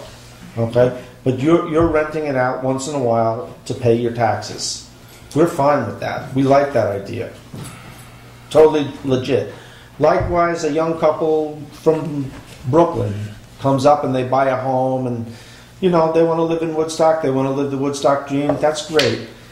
And they pay a little bit more than they can afford, but their brokers told them, you know, you can rent it out a weekend, a month, and help pay that extra mortgage payment. That's fine too, at least as far, I'm not speaking for the rest of the board, but for me, that's fine. That's helping somebody come live the Woodstock dream. That's all good. But there's fees with that, correct? There's fees there'll be fees with all of this. Okay. Everybody's going to pay a little fee because there's an expense to the taxpayer in dealing with these. Where I do have a hard time is where people are coming up and buying investments to run motels. Now, it's a little hard to distinguish between you and them. You know, how do I prove that? You know, that's motive, and I can't prove that. So we have to treat them the same. We can't say you can't do it for profit, but you can do it to help pay your taxes. But the way we do deal with that is in here, and again, we haven't settled on it, but we're going to limit the number of units you can have. I personally would like to see it at 1, okay? And I say you can have 1 non-owner occupied rental. You can have 1 house that you can rent out. What that's going to stop is 7 guys getting together and buying 7 or 8 properties in Woodstock and running it like a motel. And that is what we absolutely, I think none of us want to see that. I don't think anybody in this room wants to see that. It ruins a community. It ruins a community. What about people such as myself who have a house, have lived in Woodstock for many years, and in order to pay taxes, etc., and upkeep, have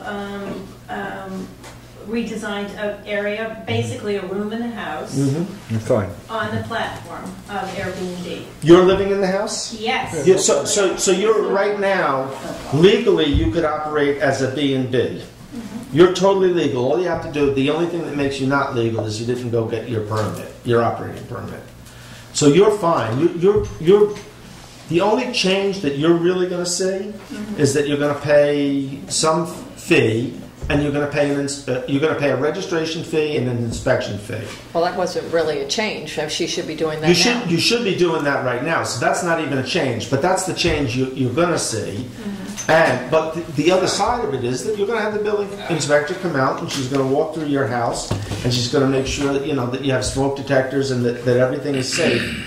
It's going to help you with your insurance because now you've got the seal from the town that says you're safe and you're secure. So it's really, you're going to pay us maybe $100, maybe $150 for the year, like any other business, but you're going to have security at the other end of it. And that's basically where the committee has recommended this going, the short-term rental committee. There's no, Some of the concerns that were raised among the hosts, about 50 of us, were the nature of the fees that would be charged. Because some of us rent so little, less than 2 months a year or whatever. So because it is a form of taxation, we would just ask that it be fair and based on what we actually bring in. Some people are doing it full time or one room versus somebody doing a house full time. It really makes a difference. If you're not bringing in a lot of money from it, the fee actually, $150 could actually be quite devastating for some people. And remember, a lot of us are retired people. I'm not personally right now, I will be soon. Retired people who are doing it to pay their New York State taxes. And, anyway, so that was a real issue that. So let me tell you, the dilemma I have is, and the county actually may solve this problem for me, but right now, this gentleman and you both have a house. He's renting it out every weekend. You're renting it out once a month. You rent it 12 times. He rents it 52 times. So you're suggesting he should pay more, and that's fair enough. I mean, there's a sliding scale there. The problem is, it's impossible for me to keep track. I don't know that you've only rented it 12 times. Isn't the Ulster tax based on this? Well, and that's where I said the county may be helping us with this. Could you work with the county? We actually, if the county ever does something, we'll work with them. Mike Hine reached out to me about 2 months ago and said, Bill, I got this idea. What do you think? I said, Mike, I fully support you. This is a wonderful idea. Yeah. Basically, they're going to, I think they've spent $25,000. $25,000. What they've done is they're going to purchase this software, which is like the Cadillac in the business, and we will have access to everybody online who's doing this, and we will have records then.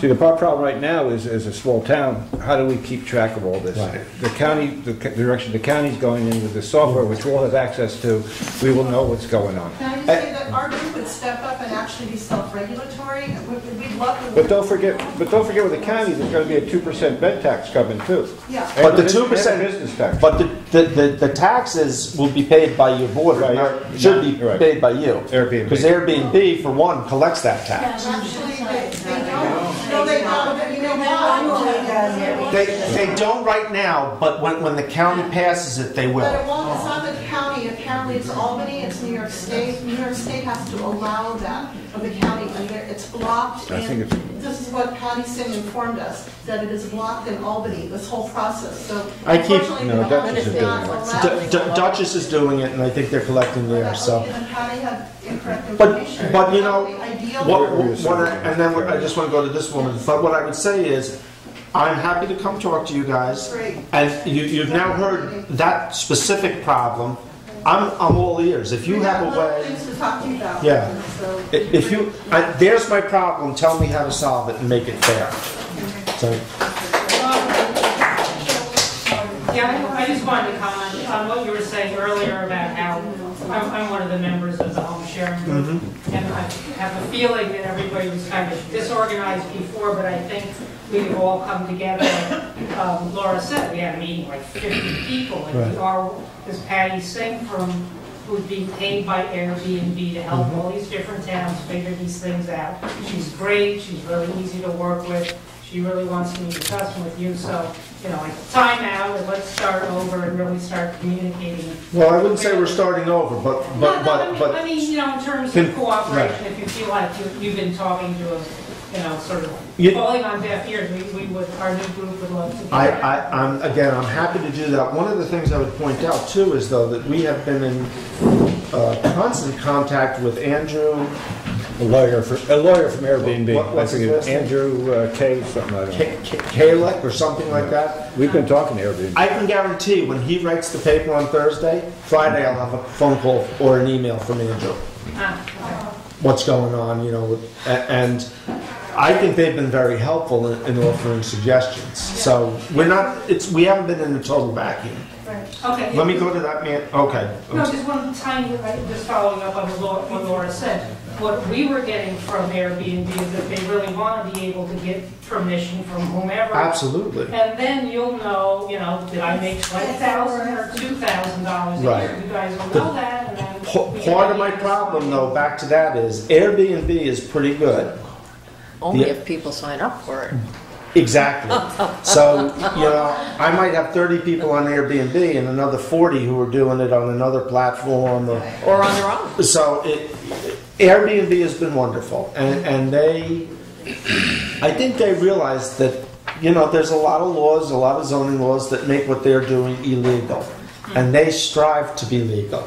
So, you know, that's why they're reaching out to work with us. They want to be legitimate. And they know each community is different too, and that's where some of the suggestions we're putting forward come from Airbnb. Yeah. And that's where we got them. So hold on, let me go to the gentleman in the back and then this Some lady. of the suggestions. Just a question on the limit per owner, because anyone that's going to do this investment, if there's a limit of one house per owner, one stop per owner, they're going to have companies do it. They're going to be 10 different companies owning 10 different properties, all rolled up to one big company. So I don't know how you enforce that, whereas the people that are individual owners, how do you see it's easy? You're going to see this person owns this. But for investment property, it's going to be owned by a company.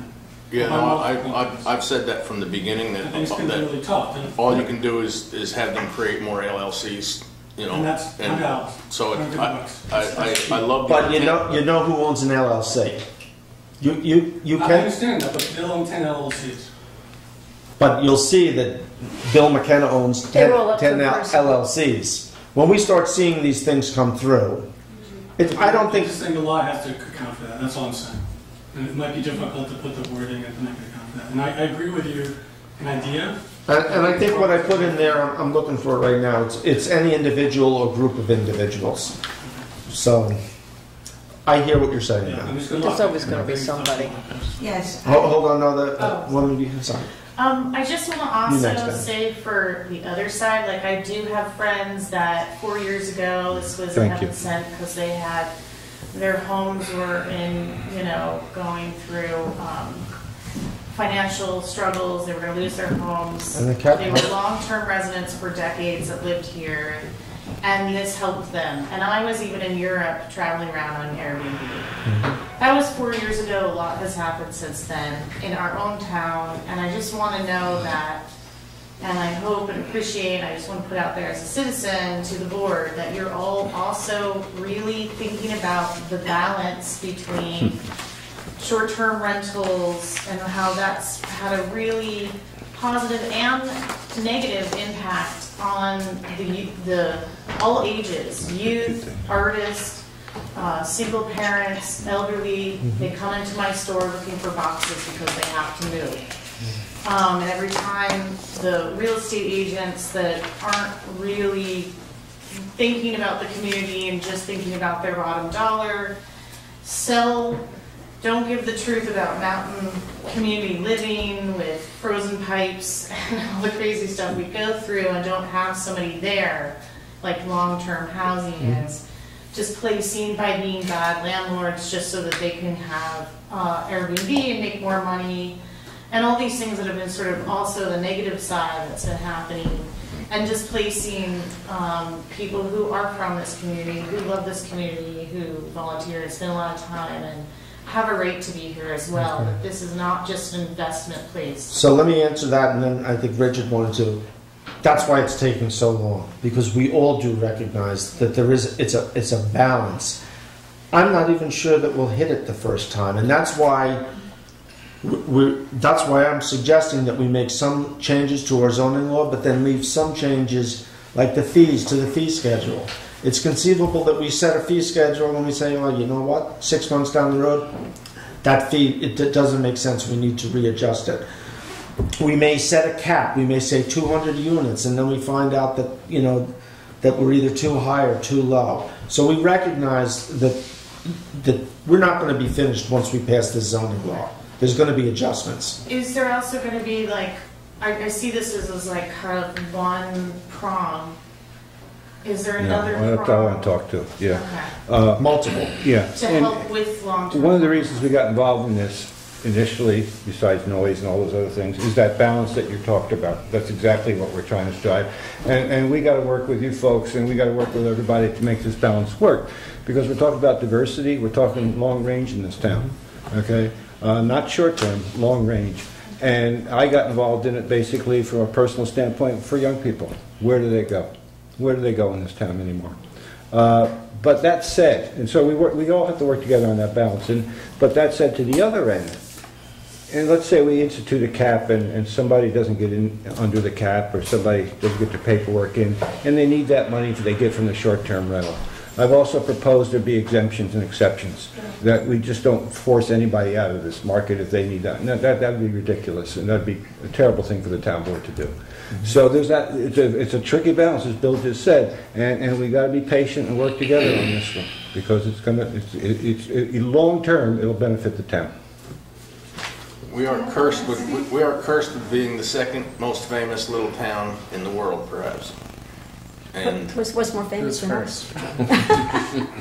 Bethlehem. Oh, in the world.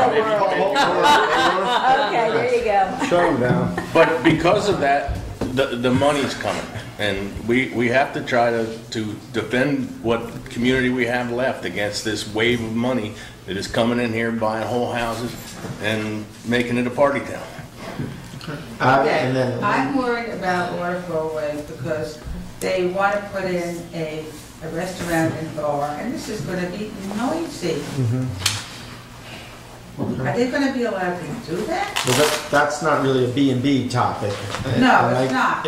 That's before the planning board, so I really can't say for sure. It's a valid discussion. I just want to make one statement, just for the other side. I mean, I think Airbnb has been stereotyped at the wazoo. And I want to say, like, my home would never be on the rental market for anybody. It's only something I do very part-time and have since we moved in 20 years ago. And the people that sat in my living room, most of them would not be on the full-time rental market even if there was no Airbnb because of the nature of their properties. So those of you, I mean, yes. it's become a straw man to try to attack. In fact, what I see is diversity in this community. I see people of different backgrounds walking down our streets, enjoying this town, enjoying so much that we have to offer, and I've never seen it in 20 years so vibrant with all the restaurants, with all of the things going on in town, the shop owners doing so well. So. It's true that there's some percentage that would be on the rental market for people who need homes, but that's not the problem. The problem is the expense of living. I've actually often said that the B&Bs that are presently legal probably do more to take short-term or long-term rentals, affordable rentals off the market than the non-owner occupied homes do. Okay. So yeah, I recognize. You know what? Again, I really have to say, I think this board, we recognize the up and the downside. There's no doubt about it. Yeah, and if I could just speak, let me just, this woman, and then Laura. Okay. Yeah. Yes. Can't see that. It's Jude. Jude, how are you? I just want to say I'm very encouraged by what I heard tonight, coming from the last meeting and how you kind of progressed. And one of the things I wanted to say was I was going to suggest that you make those non-owner occupied rentals a special use permit. I think that's really important. Yeah, I do too. Have a way to weigh in on this. And I know everybody has a different feeling about this, but you know, we just have to sort of sit down and say, who do we want to be as a community? And I think Lauren just addressed that. And I think, you know, it's going to be a very hard balance. But I don't know how you're going to do this, but I think you do have to limit the number of non-owner occupied rentals. And I'm not talking about someone like you that rents out your house a couple months a year, but you basically live there. I'm talking about those people who come here and buy for investment. And I'm talking about how that affects your neighborhood. And how we all know our neighbors and what a difficult difference that makes to the feeling of the community. I couldn't agree So, more with you. You know, so I just encourage you to keep going in that direction and being aware of that. I just, the cap just wouldn't go into the zoning law, and that way it could be easily adjusted. You know what zoning amendments take, so. Oh, no, sorry, Laura was. Yeah, I just wanted to remind people as we're talking here, the reason we got here is because for months and months and months and even years as a board, we had a steady stream of people saying, please help us, because of the Airbnb, because of the non-owner occupied, because their life was miserable. Here they came to this beautiful area and life was miserable because of the people that don't live in their homes. They rent it out to people. People are not considered the neighbors. This is, you know, we didn't just pop in here and say, hey, we're going to do this. We're solving a problem that was extremely clear to us needed to be solved because of the string of people that had come before us. And I think, you know, Richard, I think this board has been very inclusive. This isn't the first time we've discussed in an open meeting. We've had several open meetings. Richard has his board where he's had different people from the community involved. There has been a lot of thought put into this. So I just want to kind of remind people, we got here for a reason because there's an issue we did need to solve as a community. And I do feel like, as Bill has said, as Richard has said, we are thinking things through.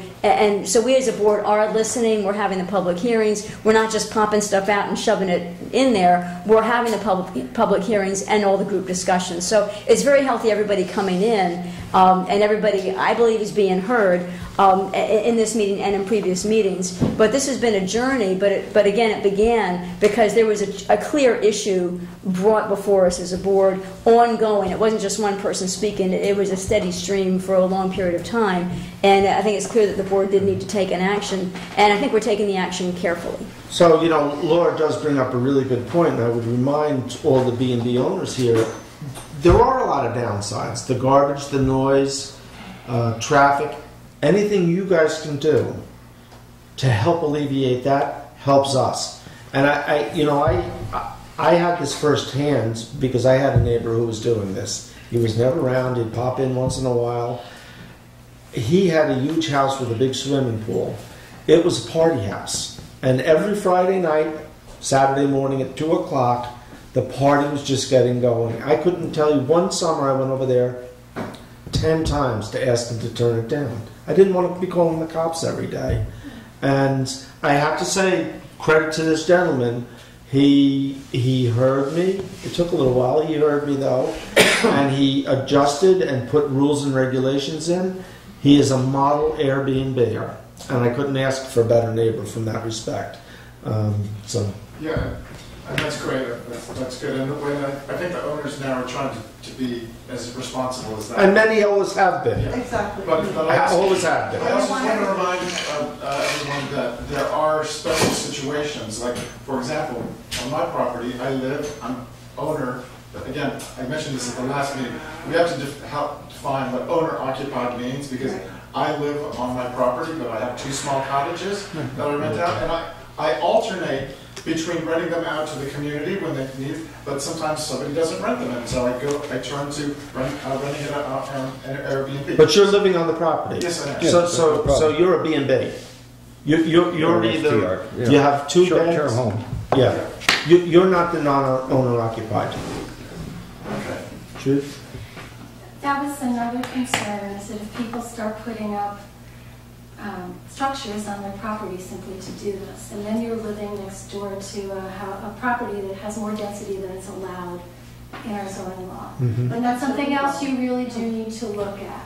Absolutely. And we are seeing those applications come before the Zoning Board of Appeals, so the town's got to really look at that also, and, you know, these variances are... So I'm going to bring it back to the board. Well, I hope you'll get a hold of Bill and we can all meet and talk more. And, I said, I know a couple people have contacted me from your group, and I said, we're here, let's meet. So if somebody could call my office from your group, okay?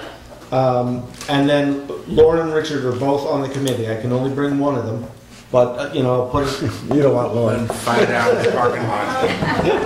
Go ahead, Wrestle Richard. it out. You can go. Enforce now. What's that? The noise ordinance that was It's now being enforced, yes. Which we're 100% behind, Yes. by the way. Yeah, People yeah, don't live in a tranquil place too. Mm-hmm. And I've already put that in my description and in my house manual. Good. Thank you. And then, we can say Oh. no parties. Linda.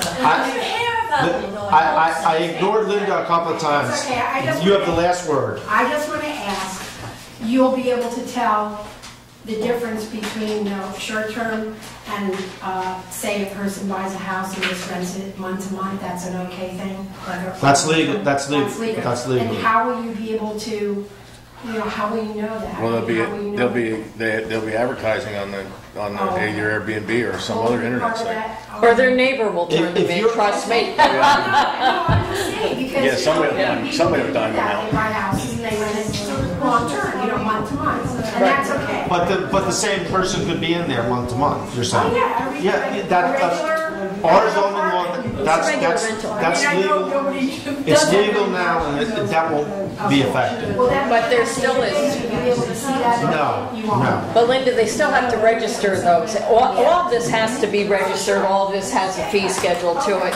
There's a lot of people that have this going on now, people in this room that have not paid a fee. And Bill, I did have one question though.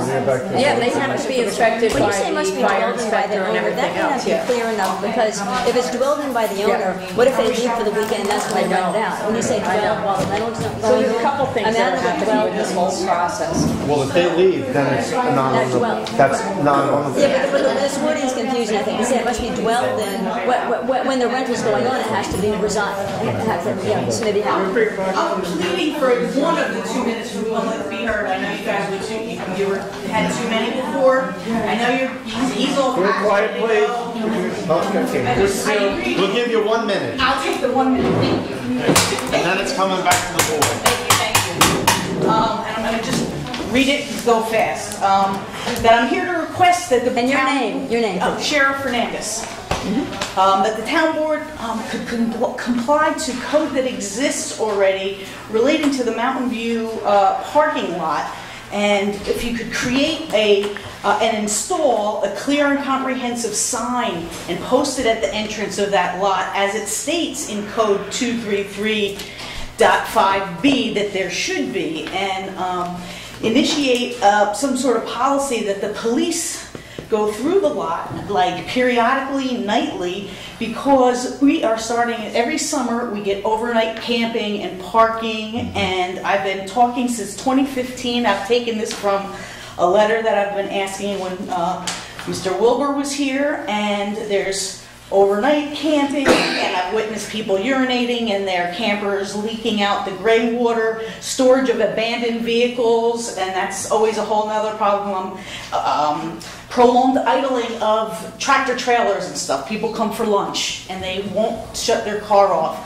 Environment as people who live there. So I'd like a response from you guys because I haven't gotten one, and I'm going to just throw in an honorable mention for my neighbors for enduring all the heavy equipment for the stuff that's going on, which we're glad about, fixing the town street, but so that the businesses can go. The work's going down at night, and we're hearing that all night long. And I'm just saying, like, yo for my neighbors. A lot of people just don't know that. We're putting up with that. Everything goes there all the time. So I've got a copy for everybody because it's a little bit more detailed. I got you one too, Jackie.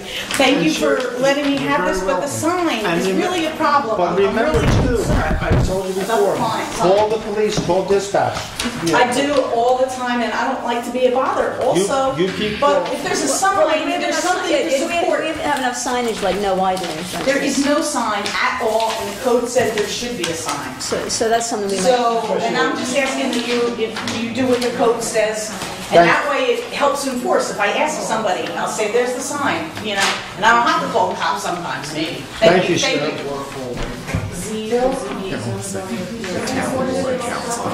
You're the last one. Okay. Yes, okay.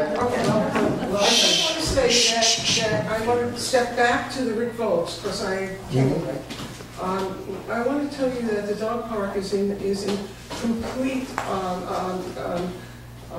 understanding of what Ripon wants, and we are supportive of it, and we're joining with them. We have the same goals, and that's all I want to say. Yes. I want to And I knew that. But thank you for mentioning And it. they mentioned as well that you're part of, that you're joined up with them. Right. They did mention that as part of their conversation. And you know, in my first conversation with Vince, when the committee started, I suggested he reach out because it's all part and parcel. And not only that, it's all part and parcel, and our goals are exactly the same goals. Yeah. We really There's want to no increase there's no recreation. conflict at all there. Yeah, we all send them your way. Thank you. Thank you. The board, yes, the board. The board have anything else to add? I would like to say that maybe with this Rick Volt's field thing, that I went down and talked to Larry Allen, and I think maybe the rest of the board ought to do the same thing, because it's the wellheads there. And It's something we have to balance. Well, Vince had given me a tour of that, and when I was giving me a very nice But tour you should of the talk to plan. Larry Allen, Well, because what he told me was that he was already in sync with Larry Allen, and they had gotten specs from Larry about how things ought to be done there. I guess we were talking mostly about the waste from the bathroom, and that Larry Allen was going to be pumping that and whatnot. you So should go talk to him yourself, get the story Yes, from him. I would urge each. The other thing is that, you know, once we have some grants planned, it would be my suggestion that we send this off to our town engineer so that he could put an eye on it with regard to the wells. Because one of the things that we are going to have to do at some point is drill a new one out there. And I'd hate to find out that where the basketball Goes in bocce court. or the bocce ball court. not the bocce ball court. That could be problematic. You can drill So- the bocce court. You know, Vince has a bocce ball court up at his house. And he used to get mad at my brother and I because we're Irish and we didn't really know bocce or anything. We'd take the ball and we'd lob it up in the air and it'd just plump right down. Well, you gotta roll it, he kept saying. Can I bring it back to STRs for 1 second? Yes. Where the hell are we going next? Where are we? So, what I'd like is if you take this and next week what did I do with mine? I'd like to hear back from all the board with regard to the language. Laura, you brought up an issue. Make some recommendation. Okay. Actually, what I'll do is email this tomorrow, and then you could add your thoughts with regard to Before you post this, I mean, there's some things in here that probably that shouldn't. I think the numbers, like Laura said, I think there's a number in here. Well, that I'll put that. They shouldn't be in here. Those were all part of the recommendations and initial way back when. Also, the handout to owner part. We'll get to that later. I'll leave that off. Unless we all agree that, you know, we're set on a number, then I'll put it in there. No, I'm not asking tonight, but. Well, no, you said you're going to post it on the website tomorrow. I'll take it off tomorrow. Yeah, I don't want to see people get excited over something that may not be true. That's right. I'll just have a blank there. And then I'll send it out to everybody and you can tweak it as you see fit. And then if, you know, when we feel we're comfortable and we think we've hit on what needs to be amended, then we can send it up to the planning board for their comments. So that's where we're at. If we're ready next And as far as the other procedural things, registration we should continue to talk to them, to talk as a board. We can agree to talk to it next week, next month, or next week. Well, there be, because I know this is zoning changes, so the zoning changes are mostly the definitions, right? The other things that you're saying, those don't have to be part of the zoning law. Correct. Right. So the zoning law mostly is definitions. The zoning law is going to take the most time, so I'd like to get that underway.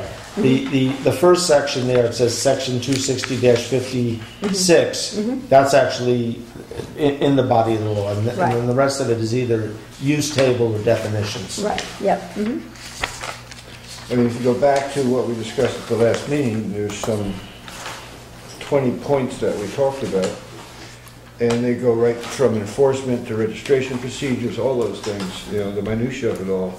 At some point, we gotta get to. So why don't we do the same thing with those that we did with this over the next couple of weeks? Let's sit together and put a proposal together. and we'll start to email it around. And then at our first meeting in July. Because I believe we've already had some comments on it. We do, right. Well, do you feel we're ready to talk about it next week? Well, You set my comments aside, you didn't actually merge them yet, I don't think. no, we haven't, because nobody else sent They're just sitting there, Nobody okay. else sent any. But you didn't lose them yet, so that's good. So do you want to put that document together then? Sure. Okay. So next week or next month? Let me see. Next week. I'll let you know by Friday. Next week? Okay. Yeah, let me know by Friday, and then we can put it on the agenda. Okay? Move to adjourn. Second. All in favor? Aye. Thank you, folks. Thank you. It was a great meeting. Thank you.